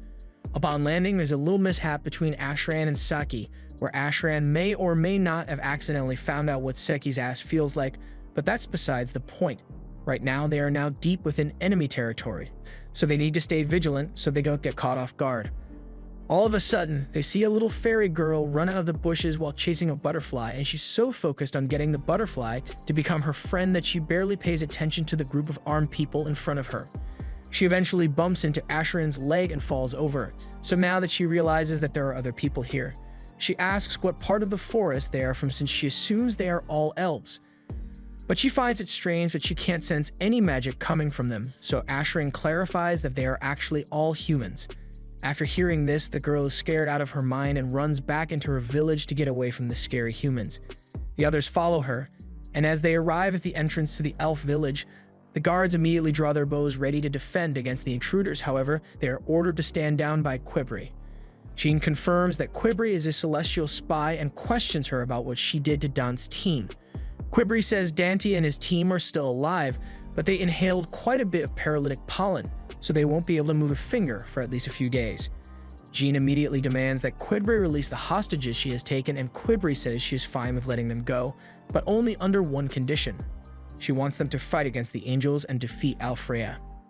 It should be easy for them since they managed to defeat Vanessa, but Kai and Rin wonder why the elves would want to take down the angels when they have always been so close to one another. Quibri doesn't like the idea of fighting the angels, but the elves have no other choice now as Alfrea has betrayed them. Quibri tells them all to follow her into the village so they can meet Riren. And this is the first time that humans have ever been here. So while they won't be welcomed as guests, they should take pride in the fact that they were allowed to enter. Riren introduces herself as the Shrine Maiden of the village, and she asks if these people are really the ones who took down Vanessa. After getting her answer, she points out that the garment Jean is wearing beneath her armor is of elven origin, so she asks where it was gotten from. Jean explains that it was initially in possession of some demons, but the humans defeat them and acquire the garment. This means the garment was likely stolen by the demons first, and since Jean didn't take it directly from an elf, Riren isn't going to create a fuss about it. Getting back on topic, Riren says they will release their prisoners, but in return, they would like Jean's team to rescue their village elder from Alfrea. Kai is shocked to learn that Alfrea was the one who captured their elder, so Riren explains that something has changed about Alfrea. He always used to be so kind and gentle, so for him to turn around one day and tell them that they must become subservient to the angels made no sense to them. That's why the village elder and Riren went up to Alfrea and tried to reason with him on behalf of the other Celestials. However, Alfrea refused to hear them out and captured the village elder instead. Riren just barely managed to escape with her life, but Alfrea is now refusing to even hear them out at all. Riren says she will guide Jean and her team there, but this is something they must do on their own. However, if Riren really wants them to do this, Fallon asks for some kind of guarantee that this isn't a trap, since if they were to go through with this and ended up getting ambushed by both angels and elves, there's no way they could make it out alive. Quibri acknowledges that the team would be taking a huge risk by accepting the request, so she offers to put her life on the line as well. She says she will accompany them on the mission, and if at any moment they have reason to believe that this was a trap, then they are free to kill or do whatever they want with her. However, Fallon thinks this is unacceptable as they are putting the lives of 6 of their best soldiers on the line here, not to mention the lives of all the hostages, so Quibri's life alone isn't worth enough to be collateral. If that's the case, then Riren offers to go instead. She says it is only right that she put her life on the line since it was the elf leader who was captured, and besides, if she doesn't do anything, it would be the same as accepting the angels as their new masters, so she feels like she has to do this. For now, she wants to avoid the possibility of a civil war among the Celestials as much as possible, so she tells all the fairies and dwarves that had gathered to go back to their posts and refrain from taking any unnecessary actions. Once all the other fairies and dwarves have left, Riren asks Silk to prepare some lily pad seats for the humans so they can start talking about the details of the mission. Later that night, Rin is sound asleep while Kai stays awake to keep watch, but Riren can't understand why he is bothering to stay awake so late into the night. She promises that she won't attack him in his sleep, at least not until their contract has been completed, so he can rest assured. Kai decides to trust her for now, so Riren sits across from him and mentions that she heard that Kai and Rin are the ones who took down Vanessa, so she wanted to ask him a question. She understands that he wants to keep the details of his power a secret, but she wants to know if his power will work on Alfrea. From the way she is talking, it almost sounds as though she's asking Kai to kill Alfrea, but that's not exactly what she means. By tomorrow morning, they will be heading to the Angel's Palace, and they will surely end up fighting Alfrea, so if Kay's power proves to be insufficient, they will just end up dying together instead. She also warns Kai that if he attempts to run away out of fear, then she will do everything within her power to make sure that he doesn't leave this forest alive. Kai says he understands, but now that she is done talking, there's something he would like to ask her as well. He wants to know if she has ever heard of a human named Sid. However, to Kay's disappointment, Riren has never heard of Sid before. From what Vanessa told him, his best bet at finding the person behind this world reincarnation is to face each of the heroes. The next morning, the group is getting ready to enter the Angel's Palace, and it's apparently above this tree, although they probably won't be able to see it. There are actually several floating fortresses around here, but the one that is above them is considered to be Angel's Palace. Riran activates a double-layer teleportation circle beneath their feet, and Kai is surprised by the extent of the system they put in place to keep the palace hidden, so he asks if it is a countermeasure against humans. However, Riran says they never considered humans to be a threat, so the measures were made to defend against spirits, demons, and mythical beasts. If that's the case, then Kai assumes that the majority of the Angel soldiers will be stationed at the borders of the region, while only a few remain as palace guards. They teleport up to the palace, but as they arrive, Riran smells something terrible, so they move forward to confirm the source. And to her horror, she finds a room full of angels badly injured and on fire. They are all thankfully still alive, but Riran wonders who could have done something like this. However, they have no time to investigate because they still need to get to Alfrea, so Riran takes them to the next level of the palace. This section consists of several floating platforms, so Fallon is glad they have Riran as a guide since it would have been difficult to traverse this area. However, as they move up to the next platforms, they are immediately attacked with a wind spell from the War Angel Vicious. Riran can't believe Vicious is betraying her as well, but Vicious says she is merely doing what Alfrea would want her to do. Seeing Vicious's stance on the matter, Riran asks if she was the one who injured all those angels outside. Vicious answers that those were the angels who refused to obey Alfrea's new ideology, so they had to be punished, although it was Alfrea who personally delivered the punishment for their disobedience. In fact, the elf leader is going to be executed later today in order to send a message to all the elves, dwarves, and fairies that they cannot stand against Alfrea. Vicious then attacks the group, so Kai fires a bullet to distract her, while Fallon runs up to her and uses her swords to blast Vicious away. After which both Saki and Ashran both open fire on her. They tell Kai, Rin, and Jean to go on ahead without them while they hold off Vicious. Vicious wants to go after Kay's group, but the bullets being fired at her force her to focus her attention on Fallon's group for now. In the meantime, Kay's group has made it to the next platform, but as they begin running across, they are attacked by an angel wearing full body armor. Rin manages to hold her own against Rafaelo, so she tells the others to go one ahead without her while she handles him. Kai, Jane, and Riran make it to the top of the palace where they find the village elder still trapped. But she's not the only one here, as Alfrea looks down at them and asks why people keep choosing to disobey him. He claims to be a benevolent ruler and a merciful one at that, but the only people who are entitled to his blessings are his fellow angels. At the same time, Vicious launches another attack at Fallon and the others, so Fallon jumps out of the way after warning Saki and Ashran and runs towards Vicious to slash her. Vicious is able to block this attack, but she now recognizes Fallon's blades as Drake Fangs, and she has heard that the impact force they generate is close to that of a mythical beast. Fallon is surprised Vicious knows what these are, but Vicious says it's only natural, that she would know about it since Celestials are known for their skill with magical tools. However, Fallon finds it pretty ironic that Vicious is supporting the enslavement of those same skilled Celestials. On the upper floor, Rin has just knocked Rafaelo down with a powerful strike, but Rafaelo slowly gets up from the rubble and tells her he is impressed that she was able to break through his divine guard so easily, so he will do her the honor of acknowledging her as a threat. Rin knows he is BSing, though, since her attacks aren't actually doing much damage to him. She hates how composed he is and how angels look down on others like they are better. However, Rafaelo was too busy feeling better than her to hear what she said, so he instead asks her what she is because he can't figure it out. Rin says she doesn't know what she is, and she won't be taking a DNA test either because she doesn't care about her origins as long as Kai stays with her. And speaking of Kai, he is still facing off with Alfrea, who declares that he will now execute the great elf leader. Riran refuses to stand for this, so she yells that Alfrea has no right to declare himself as the ruler of the Celestials and charges forward, but Alfrea just looks at her like an insect and casts a spell to squish her where she stands. Luckily, Kai jumps in and pulls out the code holder to counter Alfrea's spell, leaving Alfrea stunned because he didn't realize a human could do such a thing. He asks to confirm that Kai is really a human and not an elf in disguise, but even if Kai is really human, it makes no sense to him why a human would willingly risk his life for an elf. Although it's pretty simple, if something bad happens to Riran, then the rest of the elves are going to execute human prisoners, so it makes sense to keep her safe.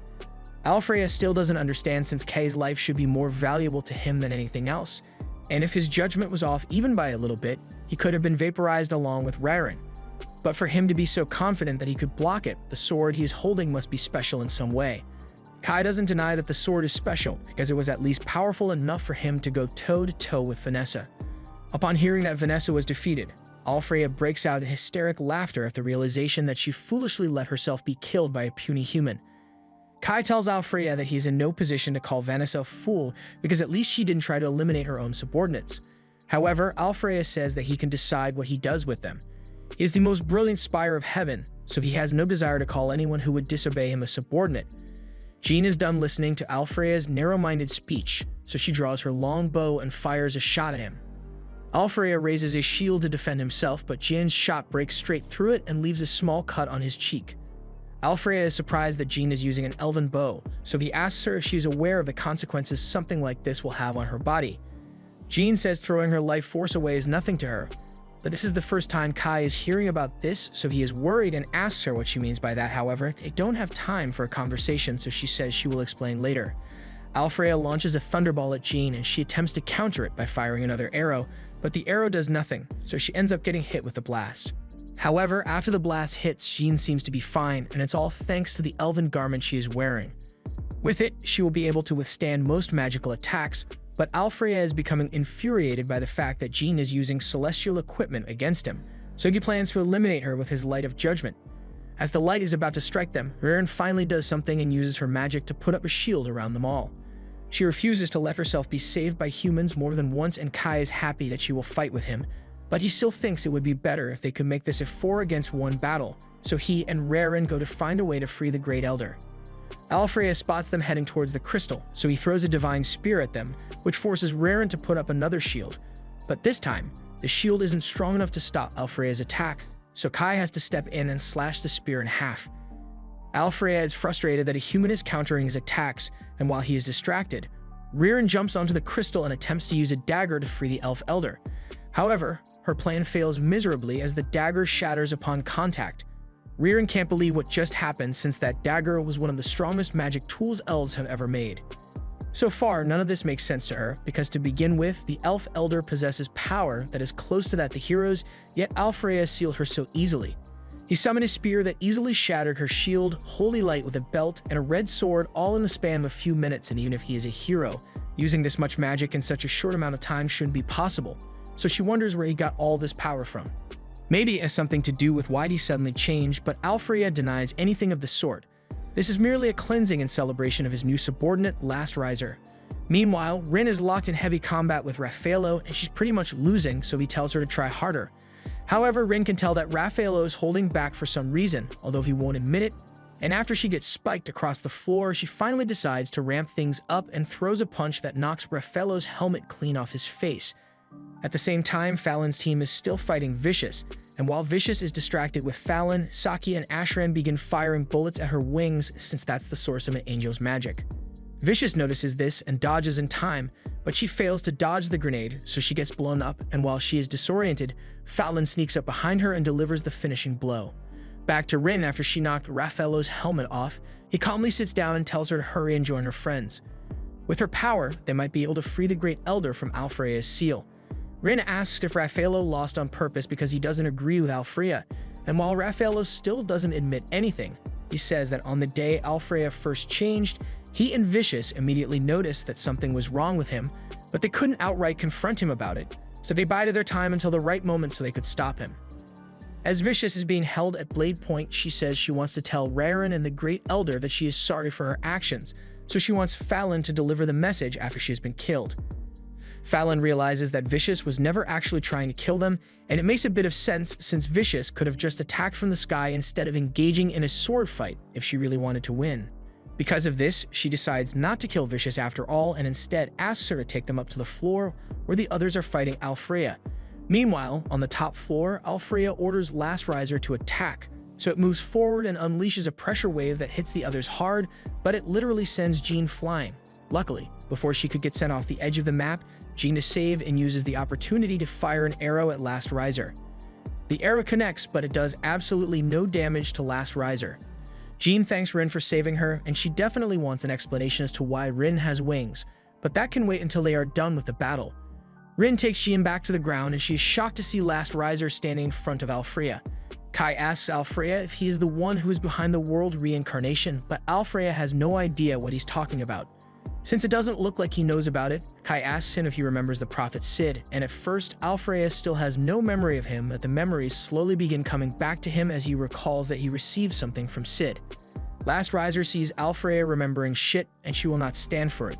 So she grabs Alfreya by the neck and begins executing the Zero Code to erase Alfreya from this world. Kai and Rin recognize this as the same thing Last Riser tried to do to Vanessa, and Alfreya was clearly remembering something about Sid. But even the thing took 3 to 5 business days to finish erasing Alfreya, not a single one of them did anything to stop it. After a while, Last Riser is finally done erasing Alfreya, so the only things left behind are his magic tools. None of them really know what to make of the situation since Alfreya is gone now, and Last Riser just begins teleporting out of there as well. The group came here to stop Alfreya, and he is gone now, so this means they won, or at least it would if the boss music had stopped playing. A few seconds later, purple light erupts out from the floor and Alfreya returns, but something is different about him. His wings are much darker than they used to be, and he sounds really different as well. He says he is Alfreya's avatar, and Ririn is confused by the sudden change, but one thing is certain, that's not the same Alfreya anymore. It says it will now overwrite the memories of the celestial hero, and Kai recalls how when this whole mess started, it all began with the world being overwritten, and whatever overwrote the world is now overwriting Alfreya. Alfreya now believes that throughout heaven and earth he alone is the honored one, so all else must be incinerated because nothing can be as perfect as him. Alfreya casts a spell to incinerate the group, so Rin puts up a shield to protect everyone. However, Alfreya's power is too great for her to defend against, so the blast eventually overwhelms her shield and causes a huge explosion. Rin is knocked to the floor along with everyone else, and Ririn notices something terrifying while she's on the floor. Alfreya just used magic of an incredible scale, and all without needing to channel his power through a magic item. Even if he is a hero, this should be impossible since an angel would never be able to pull off anything even close to that, but Alfreya says he is no ordinary angel anymore. He claims that this is the work of the heavens and his power now shines like a star, but Ririn tells him he is wrong and tries to talk some reason into him. He is clearly delusional because he hasn't realized that his wings are losing their bright color. All this power he is using isn't enhancing his strength, it is just chipping away at his life force. There is a reason Celestials take pride in using their magic with the aid of their magic items, but Alfreya has forgotten all about that and now takes delight in using magic without any tools. This goes against everything a Celestial would stand for, but Alfreya doesn't want to listen to her tell him that he is a disgrace to Celestials, so he prepares to cast another spell at her. Ririn sees this coming and prepares to defend herself using a multi-layered shield. Alfreya's attack breaks from the first few layers, but is ultimately stopped. Ririn says that no matter how strong the spell may be, a single spell will never be a match for the full power of her magic shields. Alfreya hears what she says, and that's nice and all, but he just summons a sword and pierces straight through all her shields. Ririn ends up getting stabbed, and she can't believe Alfreya actually managed to break through her shields with a single attack, but before Alfreya can finish her off, Kai steps in and defends Ririn. Kai tells Alfreya that Ririn really looked up to him, and somewhere in her heart, she was hoping he would snap out of this and go back to normal, but Alfreya says he has no intention of going along with the fantasies of a weakling like Ririn. Kai knows Alfreya would never say something like that, so he is sure that this isn't the real one. This is just a cheap imitation that is replicating Alfreya's powers. As Kai continues to battle, Alfreya's sword regenerates every time it breaks, which is why it was able to break through Ririn's shields so easily. Alfreya proclaims that the power he wields is absolute, and with him as the hero, there is no need for any other magic items or celestials, so they should all bow down and become his slaves. As he says this, he uses his powers to summon the Divine King's sword to finish Kai off as a hero would, but Kai points out that Alfreya keeps calling himself a hero when the whole point of a hero is to fight for the sake of other people, not enslave them. However, Alfreya is too far gone to accept Kai's logical statement and calls that the ideology of a weak race. Alfreya tries to strike Kai down with the sword, but unfortunately, it isn't very effective since Kai is just better at sword fighting than Alfreya is, so every time the giant sword is swung, Kai is able to skillfully block it. Alfreya realizes there's no way he can beat Kai in a sword fight, so he decides to change tactics and tosses the sword before ordering the Angel Palace to collapse. If he can't win a fair fight, then he'll just take Kai out with fall damage instead. Ririn what Alfreya is planning, so she pleads with Jean to assist her so they can take Alfreya down. Meanwhile, Kai makes a desperate charge towards Alfreya in an attempt to kill him before the Angel Palace falls. However, Alfreya has gone defensive and puts up a shield in order to buy time until the palace falls. Kai eventually manages to break through the shield and land a nasty slash on Alfreya, but he then zones out for a bit and gets his throat grabbed by Alfrea.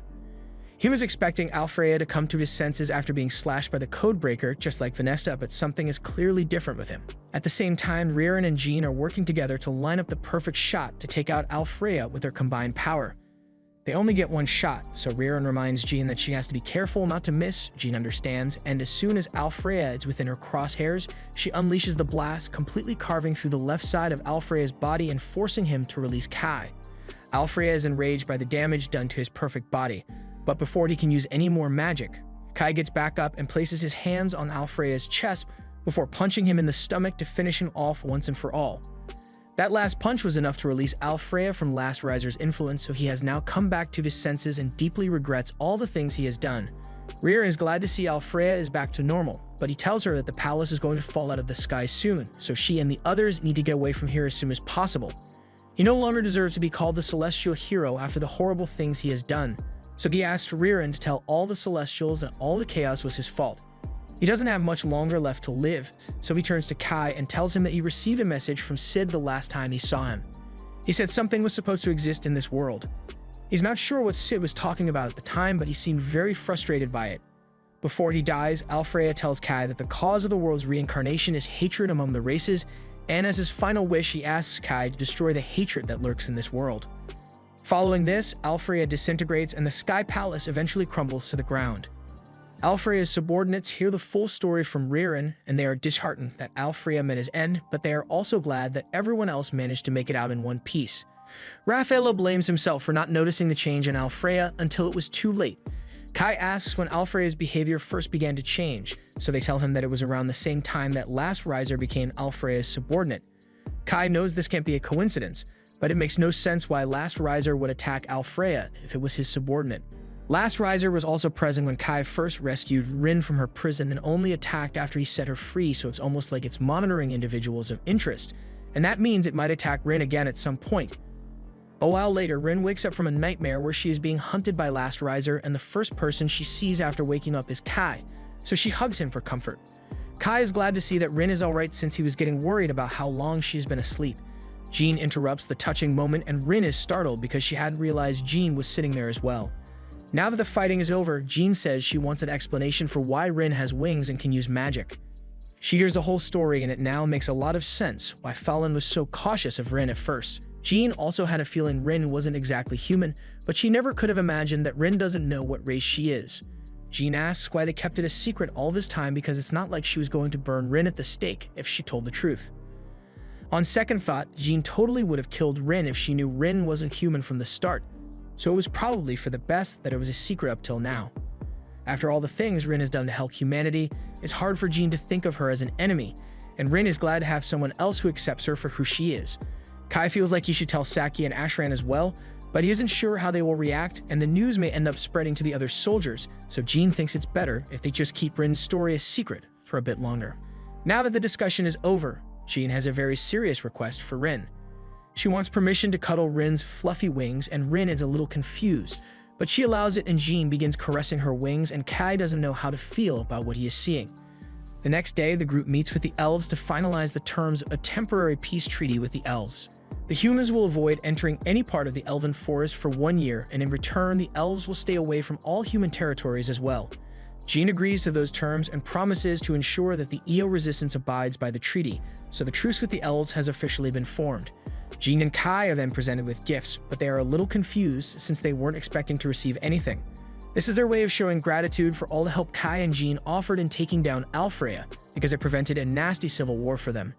Jean receives a reconstructed version of her sword to replace the one that she lost while fighting Alfrea, and Kai receives a set of anti-magic bullets. Rare noticed how Kai was using them, so she talked with the dwarves about it, and they found it really interesting, so they made these bullets for Kai. Ririn mentions that she personally smelted the iris ore for the bullets, so she wants Kai to make good use of them. The elf leader asks if the group intends to fight against the spirits or the mythical beasts next, but Jean apologizes and says she can't reveal her plans to them. The elf elder understands, but regardless of where Jean intends to go from here, they are going to need to pass a section of the elven forest to get there, so she suggests that Jean's team might need a guide. Jean agrees that a guide would be very helpful, but she doesn't know why the elf leader would offer to give them a guide. The elf elder explains that she wants a representative to accompany the team because they need to find out what caused Alfreya to change. She recalls that Alfreya first began to act strangely when he confronted an intruder 10 years ago. It was the hero of the mythical beasts, Rathi, and the confrontation was anything but peaceful. Rafaela witnessed the whole thing, as both heroes battled each other for hours on end, but at some point during the fight, it looked more like they were conspiring with one another. Soon after that, Last Riser appeared at Alfreya's side, so they suspect Rathi might have something to do with it, and they want to send a guide with them so they can finally learn the truth. Ririn thinks it's cruel of the Elder to send someone to accompany the humans since the person would effectively become a hostage, and if either side were to break the truce, the guide would be the first one to be executed. She feels sorry for the poor sucker who gets selected to be the guide, but the Elder tells Ririn that she is that poor sucker. Ririn is in disbelief because she was never informed about this before, but the Elder says that's because she made the decision right now. Even if that's the case, Ririn doesn't understand why she of all people was chosen, so she explains that she chose Ririn since she has clearly taken a liking to Kai. During this entire discussion, she hasn't left Kai's side even once, and Rin calls her out on it because she believes Ririn is trying to steal Kai away from her.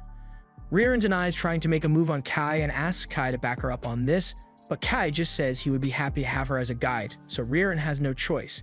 After that, Jean returned to the Io rebel army to inform them of everything that happened and the truce they made with the elves. It will only last 1 year, but it's a good step towards ending the war. Jean then turns to Dante and thanks him for preparing a generous amount of supplies for her team, and he still doesn't like Jean, but he can admit that she has delivered outstanding results by defeating the celestial hero and forming a truce with the elves. It's without a doubt a great victory for humanity, but the same tactics won't work anymore. Now that humans have defeated both the demon and celestial heroes, the other races will no longer think of humans as insignificant weaklings. As such, the rebel armies are going to need to cooperate with one another more than ever so they can defeat the beasts and spirits. Danny mentions that he has heard great things about the commander of the Yulin rebel army that fights against the spirits in the south. He's called the Lion King Balamon, and he is apparently an old acquaintance of Fallon's, so she can confirm that he is as skilled as the rumors say. If Fallon truly believes that Balamon is a trustworthy commander, then they are going to need to form a good alliance with his rebel army, because they will be heading into a head-on battle and sneak attacks aren't an option anymore. Dante is making some really sound points here, so Fallon tells him that he has the potential to be a leader for all of humanity as long as he is capable of setting his ego aside. But Dante doesn't think he is worthy of such a role and says it is much more suited to a commander like Jin. Jean says she has no intention of taking on a role as grand as the leader of humanity. All she wants to do is end the war between the 5 races, so she needs to get moving before the spirits or mythical beasts make their move. Meanwhile, Rathi is sitting by a waterfall, awaiting the arrival of the spirit hero Kyoko. Once she gets there, Rathi begins talking to her about how surprising it was for Vanessa to be the first one to fall, and then the way Alfreya died was just disappointing because his downfall was caused by his half-hearted attempts to resist Last Riser and ultimately failing to control it. With all that said, Kyoko and Rathi are the last heroes left standing, so Rathi wants to take this opportunity to wipe the spirit hero off the face of the earth. As soon as she hears that, Kyoko hits the jets and starts flying away, but Rathi chases after her and kicks her down before trying to stomp her into the ground. In retaliation, Kyoko transforms herself into a blob of water and surrounds Rathi in an attempt to suffocate her, but Rathi covers herself in a fiery aura that keeps the water away, but that doesn't stop Kyoko from grabbing and dragging Rathi through the forest. She then slams her into the groin again for good measure, creating a crater in the forest, and it looks like Rathi is at a huge disadvantage. But there's a surefire way to turn the tables in any one-on-one fight: cheating. Last Riser pops out of Rathi's back and grabs Kyoko by the face before attempting to execute the zero code on her. Kyoko realizes she's getting jumped, but it's too late to escape Last Riser's grasp, so she ends up exploding.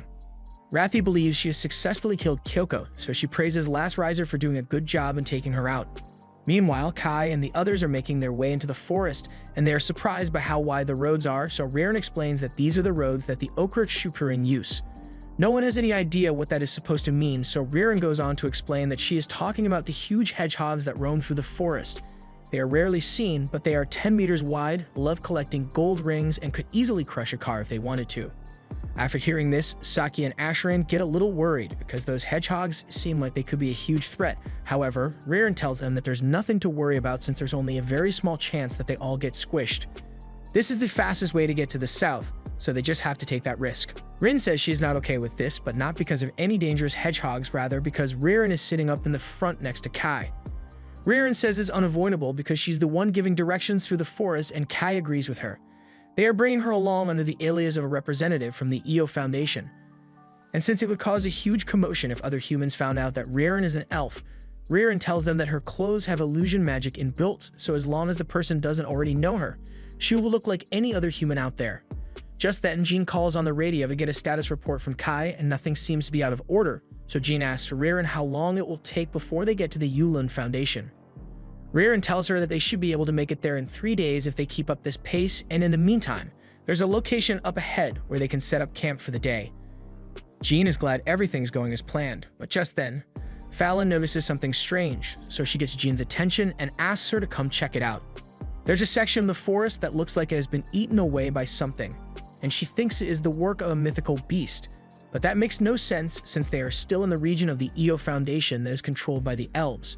It looks like the mythical beasts have begun crossing the borders to invade the other territories, and that makes the risk factor of this journey far greater.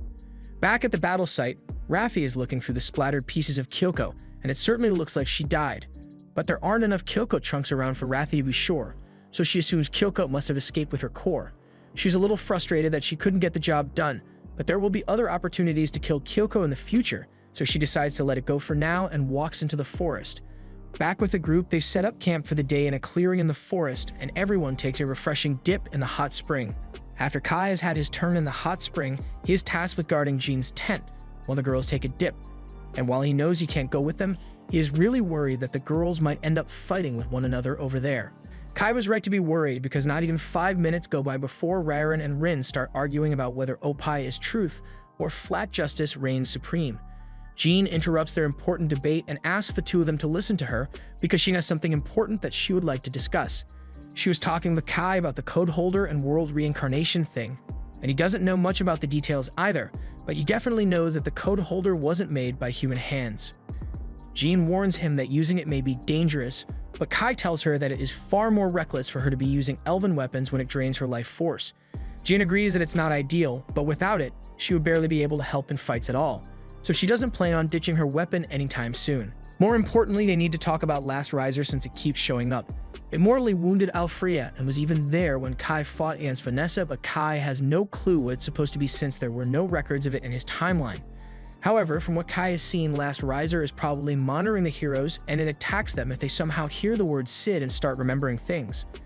Jean wonders what kind of relationship Last Riser has with the remaining heroes, and there's no way of knowing whether it's subservient or hostile without encountering the hero first, so they are just going to have to keep fighting the heroes until they can stop the race war altogether.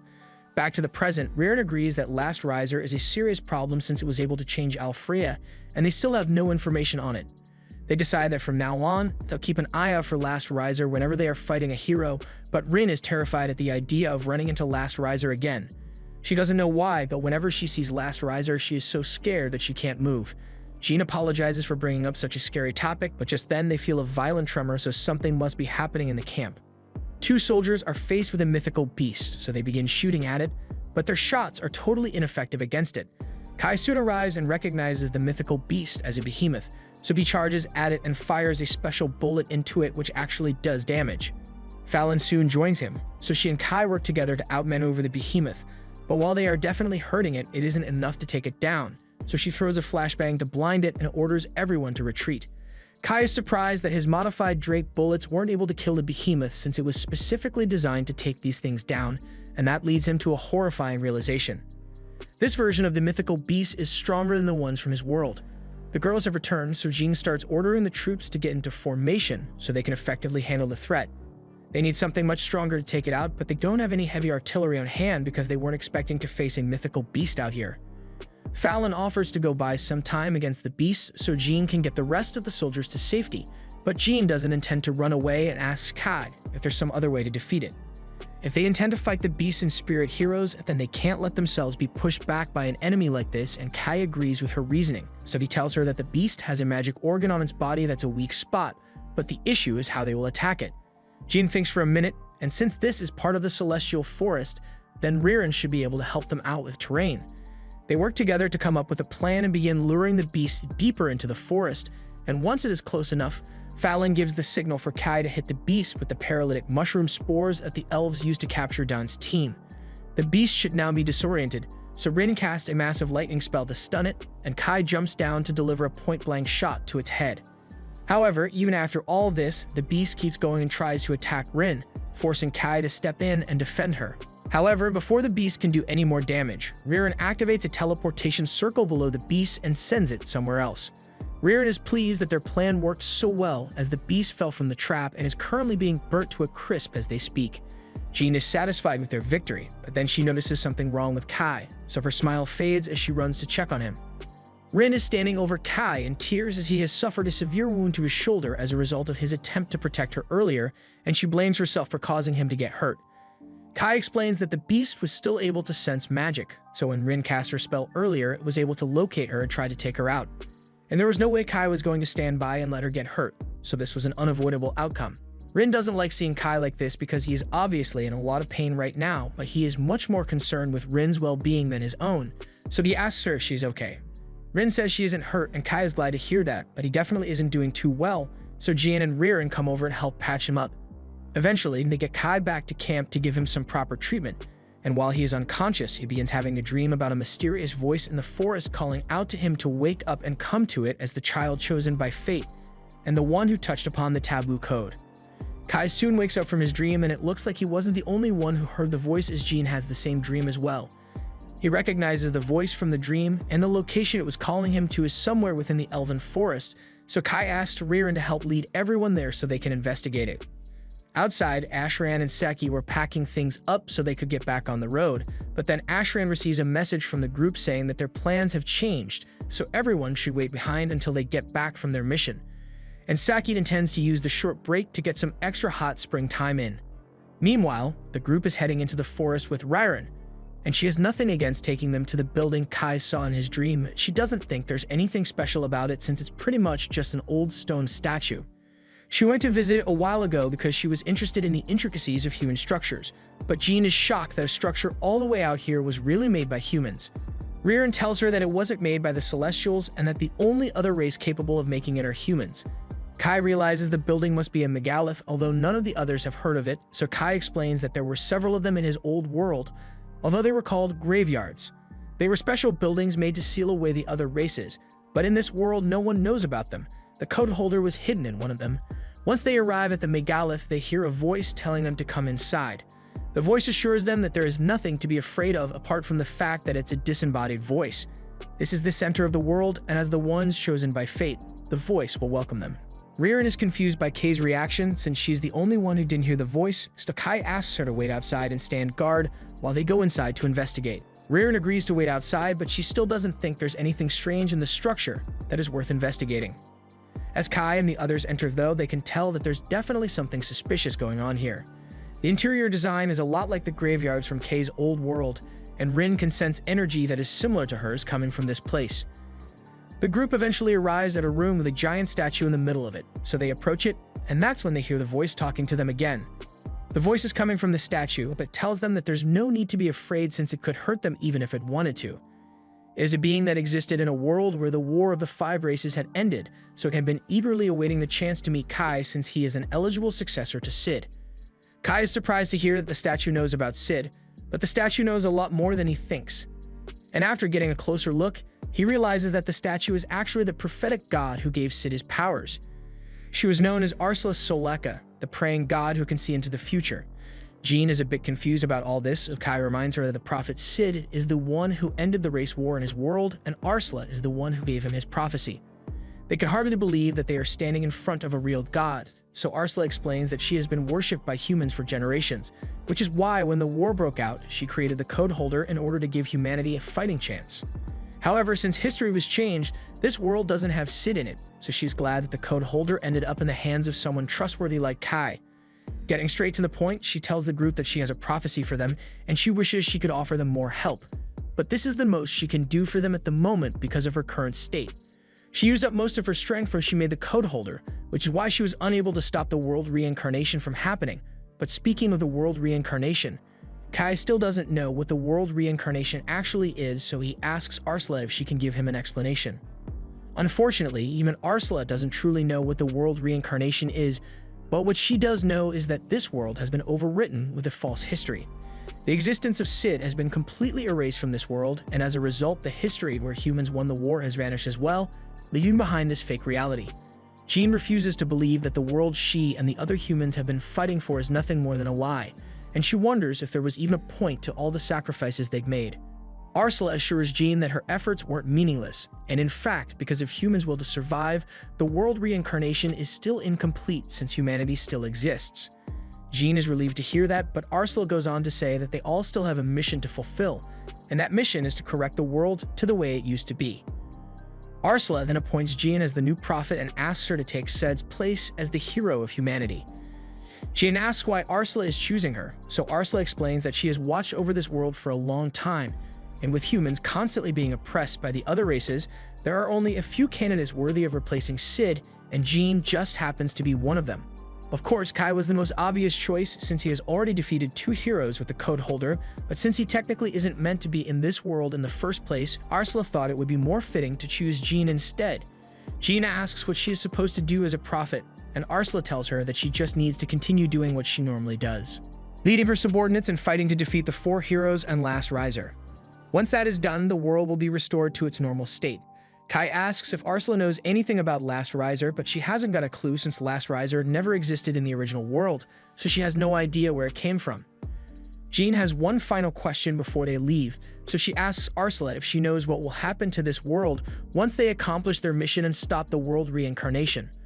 Ursula says it depends on the level of erosion at the time, because the world could either revert to the way it was before or stay the same, and there's no way of knowing exactly what will happen until the time comes.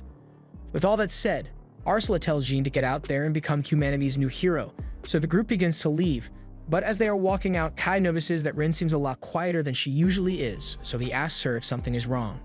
Rin says she's fine, but when they were talking with Ursula back there, she couldn't tell if Ursula was dangerous or not.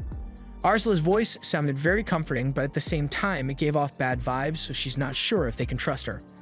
Kai understands Rin's apprehensions with Ursula, but at the very least, since she was the one who created the code holder, whatever her intentions may be, Kai knows that she's at least not the enemy of humanity, and that's all that matters for now. As the group exits the ruins, Riordan yells at them for leaving her out here for so long. She asks if they found anything in there, and Kai is about to tell her all about their encounter with Ursula, but Jean cuts him off and says they didn't find anything after all. Riordan believes her, so the group turns to start heading back to camp. But before they go, Riordan grabs Rin's arm and asks for a favor. She just spotted some spirit fruit up in the trees, and she wants Rin to help her pick them since she has wings. While Riordan is trying to convince Rin to do it, Kai has a talk with Jean about her becoming humanity's new hero. Jean is still feeling a bit uneasy about this, but Kai assures her that he will be by her side the entire time and he will do whatever it takes to help her end the war. Jean feels a little better now, and she acknowledges that they are already trying to end the war, so the prophecy from Ursula doesn't change anything. However, she still finds it hard to believe that there was another version of her in the world Kai came from, so she asks Kai what kind of relationship she had with him in the other world. Kai tells her that she was his friend and colleague in the other world, so she asks if he would like to be friends with her in this world as well. Kai agrees to be her friend, although he already thought they were friends after all the things they've gone through together. Jean finds it funny that Kai makes it sound so casual, because any other human in this world would be freaking out if Commander Jean asked to be friends with them. Just then, Rin and Riordan return from their fruit picking, so the group gets moving. A little while later, the entire squad is back on the road, and Riordan is trying to convince Kai to drink some juice she made from those berries she gathered with Rin. She says it has medicinal properties and will help heal Kai's arm, but Rin doesn't trust the suspicious juice, especially because it smells like shit. Riordan admits that it may stink a little, but she says it is perfectly safe and tries to prove it by drinking some of it herself. To her credit, the juice definitely isn't harmful, but it still tasted so bad that she puked all over the place. Riordan is never going to try that shit again, but since she drank some of it, Kai has to do the same. While he does that, Jean announces that they have made it to the Yulin Federation, so she wants everyone to be on high alert since they could be attacked at any moment. Saki decides to do some recon, so she climbs out of the truck roof to get a look at the surrounding area. While she's up there, she sees a strange building in the distance, and after she describes it, Kai believes is one of the graveyards, so the convoy stops to investigate.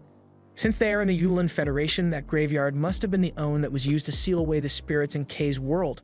But speaking of spirits, Rin is sensing a bunch of them nearby, and it looks like they've already surrounded the group. In the next moment, dozens of spirit blobs descend from the sky, so Jean yells for everyone to get into defensive formation and begin firing at spirits. The bullets seem to be working at first, but the slime-like bodies of the spirits begin absorbing the ammunition, so Jean orders the soldiers to retreat to their vehicles so they don't get captured by the spirits. Fallon runs up and tries to use her swords to take one of the spirits out, but even the Drake Fang's blades can't seem to do any damage to them. Kai tells her that the spirits have shapeless bodies with magical organs as their core, and the only way to destroy them completely is by burning them, but they don't have the firepower to do that against this many spirits. Luckily, reinforcements soon arrive as the Yulin Rebellion commander orders his men to begin using their flamethrowers, and in a few short minutes, the massive gathering of spirits has been burnt to a crisp. The remaining spirits begin to merge in the sky, but Balmung isn't going to let that happen, so and smacks the spirit mass all the way across the plains. Now that the threat has been taken care of, Balmung goes over to greet Fallon since he hasn't seen her in a while. He then says he's glad that Jean and her troops are alright, and he begins complimenting them for being able to hold it so well against the spirits even though they were surrounded, but then he starts going on a rant about how difficult spirits are to fight, and Fallon immediately starts walking away. Balmung yells for her to come back because he's not done talking, but Fallon has spent enough time with him in the past to know that they'll be standing here for hours if he starts talking too much. Balmung can't argue since he knows she's right, so he agrees to save his stories for later and tells his men to start packing up. However, before they can leave, Rin senses the presence of more spirits, and a moment later, a massive spirit shows up and envelops all the vehicles. Both Jean and Balmung order all the soldiers to fire everything they've got at it, but all their weapons prove to be useless against the massive spirit. Just then, Kai gets an idea, so he tells everyone to get ready to retreat once he gives the signal. Kai then climbs on the roof of one of the cars and loads one of the sacred light bullets he received and fires it at the spirit, thus creating a massive hole in the spirit and allowing everyone to escape. As they are leaving, Balmung compliments Jean for having a friend as skilled as Kai, but before they return to their base, there's a small detour he would like to make since he and his team originally came out here on a recon mission. Jean agrees, so Balmung leads them to a strange black lake. He had received reports that something strange was going on here, and after seeing it in person, he can say for certain that this isn't normal because the lake is black and there wasn't a lake here yesterday. Rin corrects Balmung and tells him that this isn't a lake at all. It's a spirit, and as soon as she says it, the spirit rises up and begins to form itself. And to their shock, it turns out to the hero of spirits, Kyoko. Kyoko fires a high-pressure blast of water at Kai, so he jumps out of the way and avoids getting pink-misted in one strike. Kyoko then turns the water into a giant wrecking ball and crushes one of the vehicles, so Kai goes on the offensive and uses his sword to cut Kyoko in half. And to make sure she stays down, Kai tells Balmung's soldiers to use all the firepower they have, so they proceed to torch the upper half of Kyoko's body. Unfortunately, Kyoko doesn't seem to be struggling as she just absorbs the fire and reforms her body. She then takes a deep breath, so Kai realizes she is about to do something big and warns everyone to get back. A moment later, Kyoko sends a massive wall of flames towards everyone, so Kai is forced to bring out the code holder in order to block it and save everyone. Surprisingly, Kyoko seems to recognize the code holder despite this being the first time she's ever met Kai, and it's also weird since spirits aren't meant to be able to talk. The second Kyoko starts remembering stuff, it sets off Last Riser's sensors, and now that it knows Kyoko is in contact with the code holder, it's going to have to take action. Back on the battlefield, Kai knows he heard someone talking, but spirits aren't capable of speaking, so he doesn't think it could have been Kyoko. Kyoko interrupts him and asks why he has the code holder with him when it is supposed to be owned by a particular human. Kai still can't believe a spirit is capable of talking even if it is the hero of spirits, but he is curious to find out how much information she has, so he asks if she is talking about Sid. Kyoko wasn't sure before, but now that Kai mentions Sid's name, she remembers everything perfectly, specifically how much she hates Sid. She views Sid as the enemy of all spirits, but at the same time, she acknowledges that Sid also made her a lot wiser than she was before. Kyoko learned to speak the human language so that she could understand the words Sid spoke to her while he was locking her away. It was something about the world reincarnation only being the beginning of the true catastrophe. Kai has a lot more to ask her, but as he looks up at Kyoko, he sees Last Riser's portal behind her, and right on cue, Last Riser pops out and grabs Kyoko's head. It's about to execute the Zero Code and erase Kyoko from existence for saying the word Sid. But this isn't Kyoko's first time dealing with Last Riser, so she's easily able to break out of Last Riser's grasp and retaliate. As soon as Last Riser realizes that this isn't going to be an easy sneak attack, it decides to give up and run away. After Last Riser had retreated, Kyoko reforms her body and returns to the ground. She could continue fighting the humans, but she doesn't really want to, so she tells them she's done for the day. Balmung thinks it's a little suspicious that Kyoko suddenly doesn't want to fight anymore and accuses her of trying to trick them, but Kyoko calls him stupid and says she is proposing a ceasefire. Balmung yells that she is the one who attacked them first, but Kyoko says it was an unavoidable misunderstanding because she thought they were trying to ambush her while she was regenerating. Kai wonders what could have happened to Kyoko that required her to spend so much time regenerating, so Kyoko explains that she was fighting Rathy earlier and Rathy was really tough, but Kyoko had much more trouble handling that monster. She remembers that Sid used to call the monster Last Riser, and naturally all the heroes want the best for their race, but Last Riser isn't part of any race, which is what makes it so dangerous. She says it is an existence of pure hatred and an enemy to all creatures of the world, so they need to stop it. Balmung doesn't fully trust what Kyoko says, but Jean assures him that it's the truth. Last Riser is a much bigger threat to them than the spirits, as it has attacked humans and demons, as well as the Celestials, so a ceasefire would be in the best interest of all the races. Balmung still doesn't want to agree to it since he has spent so much time fighting the spirits and he still considers them the enemy, so he doesn't think it's right to suddenly coexist with them. However, Jean tells him that she has already made ceasefire agreements with both the demons and the Celestials, and while she doesn't intend to forgive them for how they've oppressed humanity, establishing non-aggression pacts will prevent any further losses, so she thinks it's a good idea to take the offer. Balmung eventually agrees to a truce with the spirits, and since there's nothing more for Kyoko to do here, she says she's going to leave now. But before she leaves, Kai asks where she is headed, so Kyoko points to the Black Pyramid in the distance. She finally remembers the graveyard, and she recalls that the graveyard is where she first met Last Riser. Last Riser showed up after Sid disappeared, and the different heroes all had mixed reactions to it. Vanessa looked down on it, Alfreya was disgusted by it, and Kyoko was a little cautious, but she didn't really care about it at the time. The only one who truly accepted Last Riser was Rathy, and they've been working together ever since. Kai asks if Rathy is doing it to get stronger, but Kyoko is sure that isn't the case since Rathy is way too proud to rely on someone else's strength, so Rathy probably has a goal other than just winning the race war. By now, Jin and the others are prepared, so they are about to head into the graveyard to investigate, and Kyoko asks Kai to lead them to the entrance since he knows a lot about these structures. They arrive at the entrance, and it's the same kind as the demon graveyard he found in the Urza Federation, so he leads them to the room where he found the code holder. Kai walks up to the pedestal in the middle of the room to inspect it, and as he does so, the code holder begins to react, and he hears a recorded message from Sid. Before Sid disappeared, he recorded this message and apologizes because he made a mistake and he couldn't protect Rin, so he wants whoever has the code holder now to reach the place in his stead. The code holder then begins to project a bright light onto the wall, and before long, a portal is opened which sucks Kai in along with all the others. Before they realize it, they find themselves on the mysterious platform where Kai found Rin, and neither Balmung nor Fallon like where this is going since it feels like they are being lured into a trap. They ask Kai for an explanation, but he has no idea what's going on either. He may have been teleported here once before, but he never got the chance to learn the story behind this place. With that being the case, they aren't going to learn anything by standing around, so Kyoko begins walking since she senses a massive source of energy in this direction. The group follows Kyoko's lead, and they soon arrive at a separate platform where they find something surprising. There's a statue of Alfreya here, and upon further inspection, Ririn can sense magic coming from it, so she believes this is the real Alfreya under some sort of petrification spell.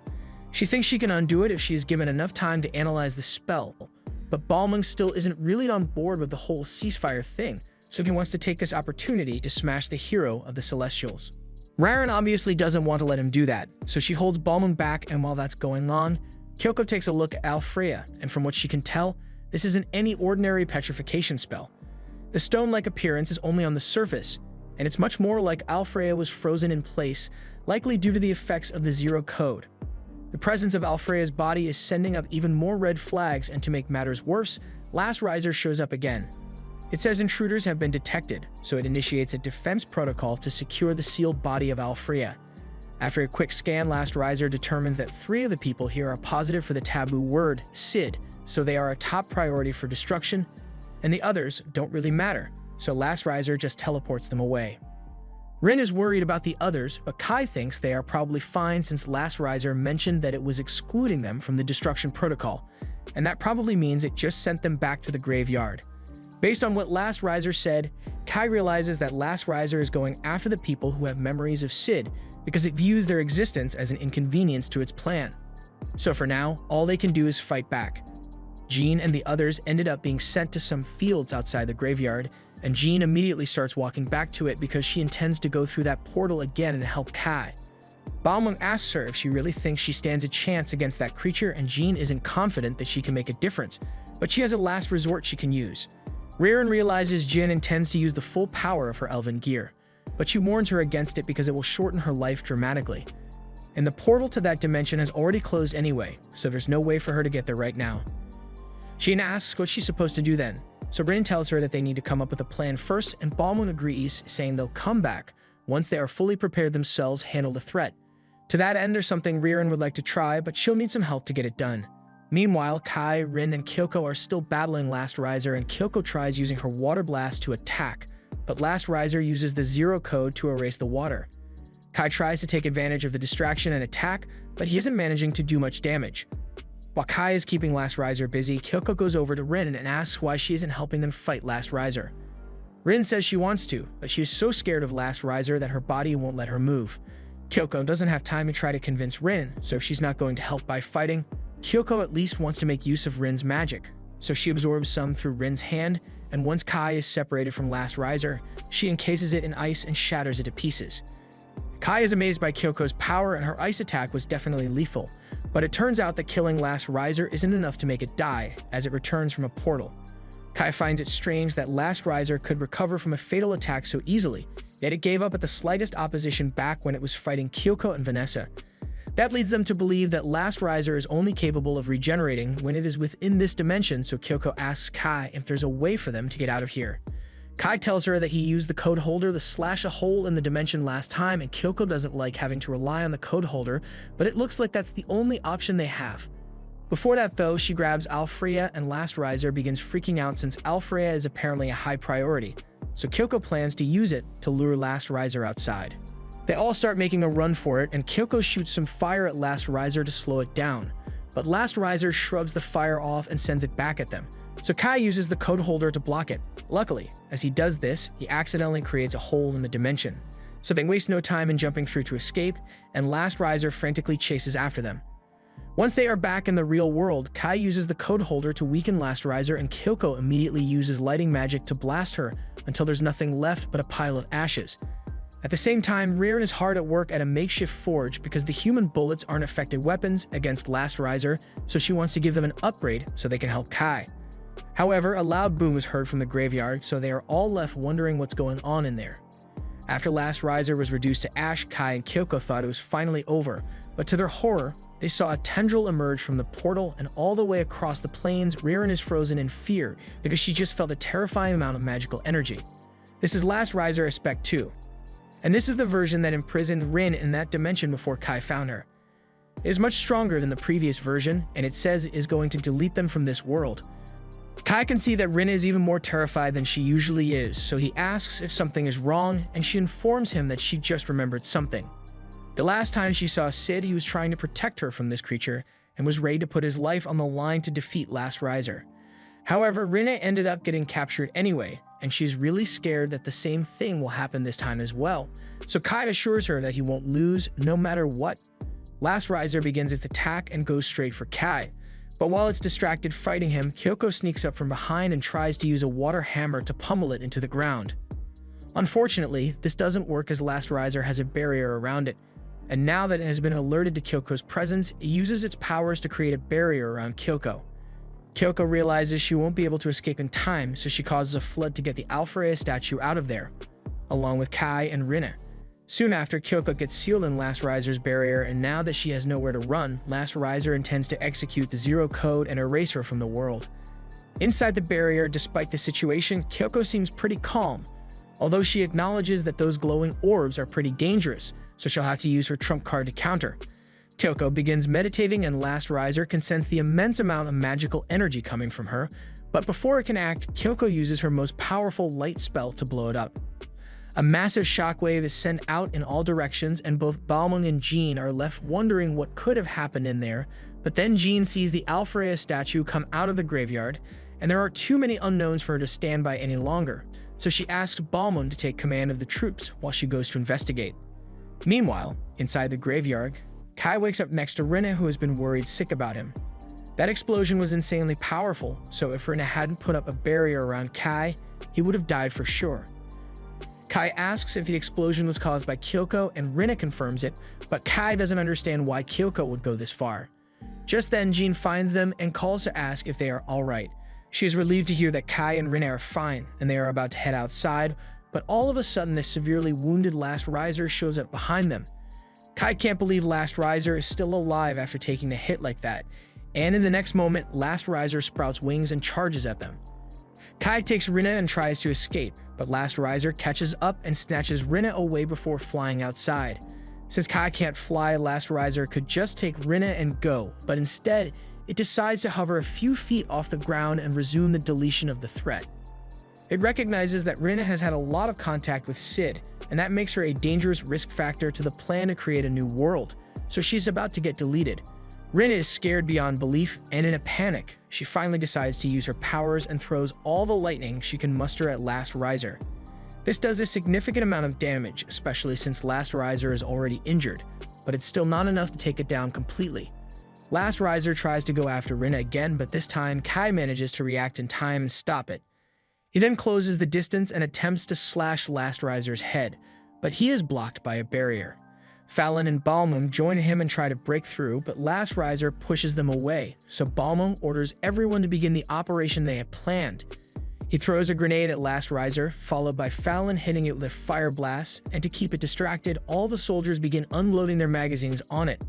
While this is going on, Jean has gotten into position to deliver the kill shot with a special arrow Raren forged for her, but she only gets one chance, so she can't afford to miss.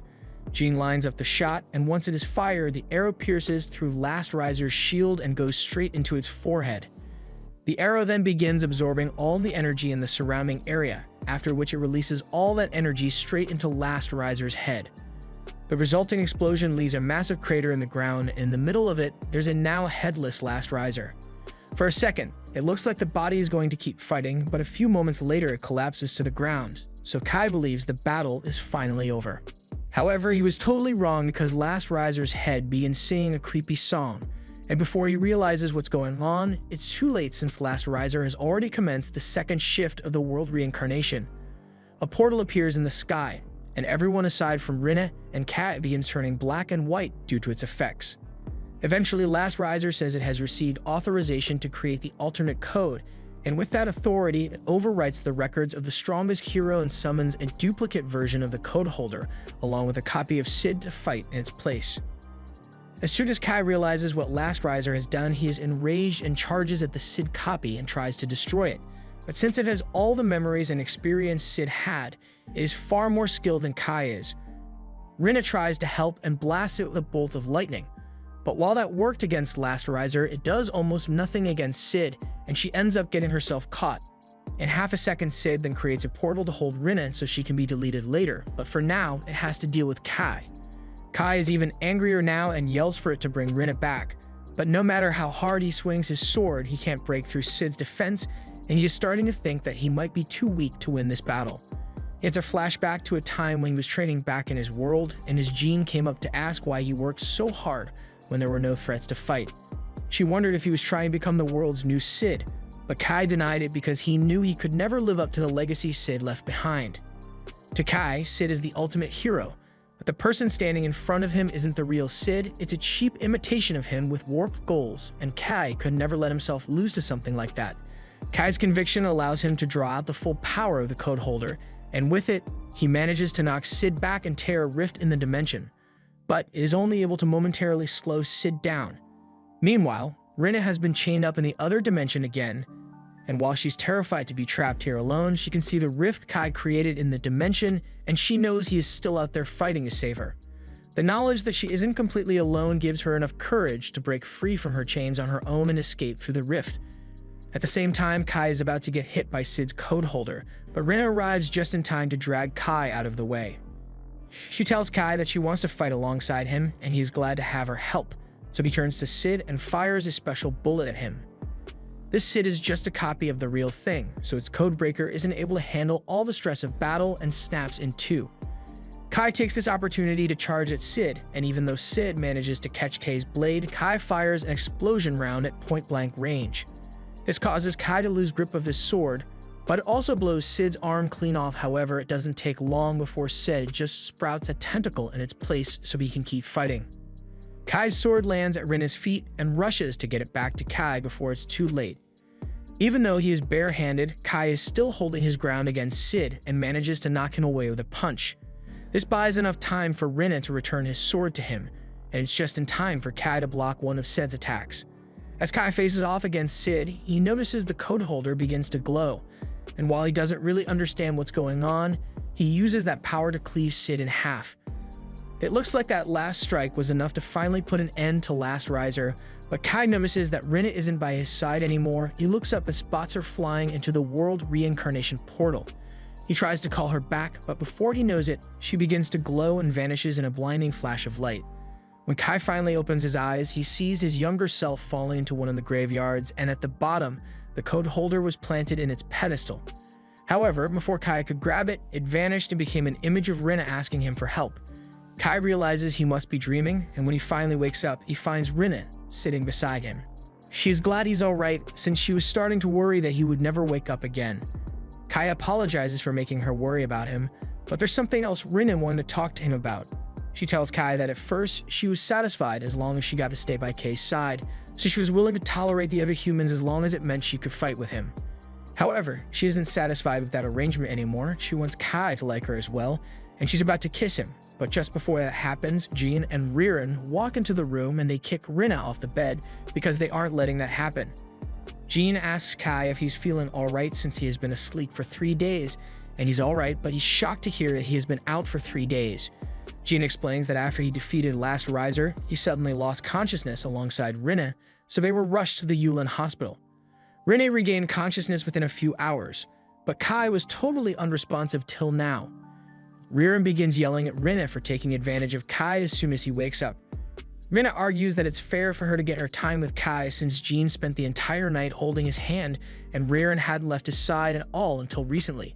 They both start trying to explain to Kai that they weren't doing anything weird, but it's kind of hard to act like it didn't happen. Once Kai is fully recovered, the team heads back into the graveyard where they kept Alfreya's statue. Surprisingly, Kyoko is still alive despite that massive explosion, and it's all because she managed to save a piece of her core before she exploded. However, she is far from in good condition since with her current state, it will take her over 30 years to return to her normal size. Balmond has no problem taking care of her till then, but he reminds Kyoko that they've got a peace treaty, so she had better not break it. Kyoko assures him that if she ever did, he could just squish her since she is basically defenseless at this point. Ririn gets everyone's attention and tells them all that no one is allowed to touch or damage Alfreya, otherwise they'll be making themselves an enemy of the Celestials, and both Kyoko and Balmond agree to keep it safe, so they'll make sure no humans or spirits go near it. However, right now they have to prioritize finding out more about Last Riser since there are still other versions of it out there that they need to defeat. And the only hero left to confront is Rathi, so she probably has the answers they are looking for. The group heads outside and everyone is packing up so they can leave, but Kai and Rinne take a moment to look at the graveyard one last time. Rinne asks if Kai thinks Alfreya can be returned to normal, but he has no way of knowing for sure. However, something he is sure of is that he has been entrusted to continue Cid's legacy, so that means he has to protect Rinne, and he's going to need her help to do it. This was the final episode. Subscribe for more anime recaps.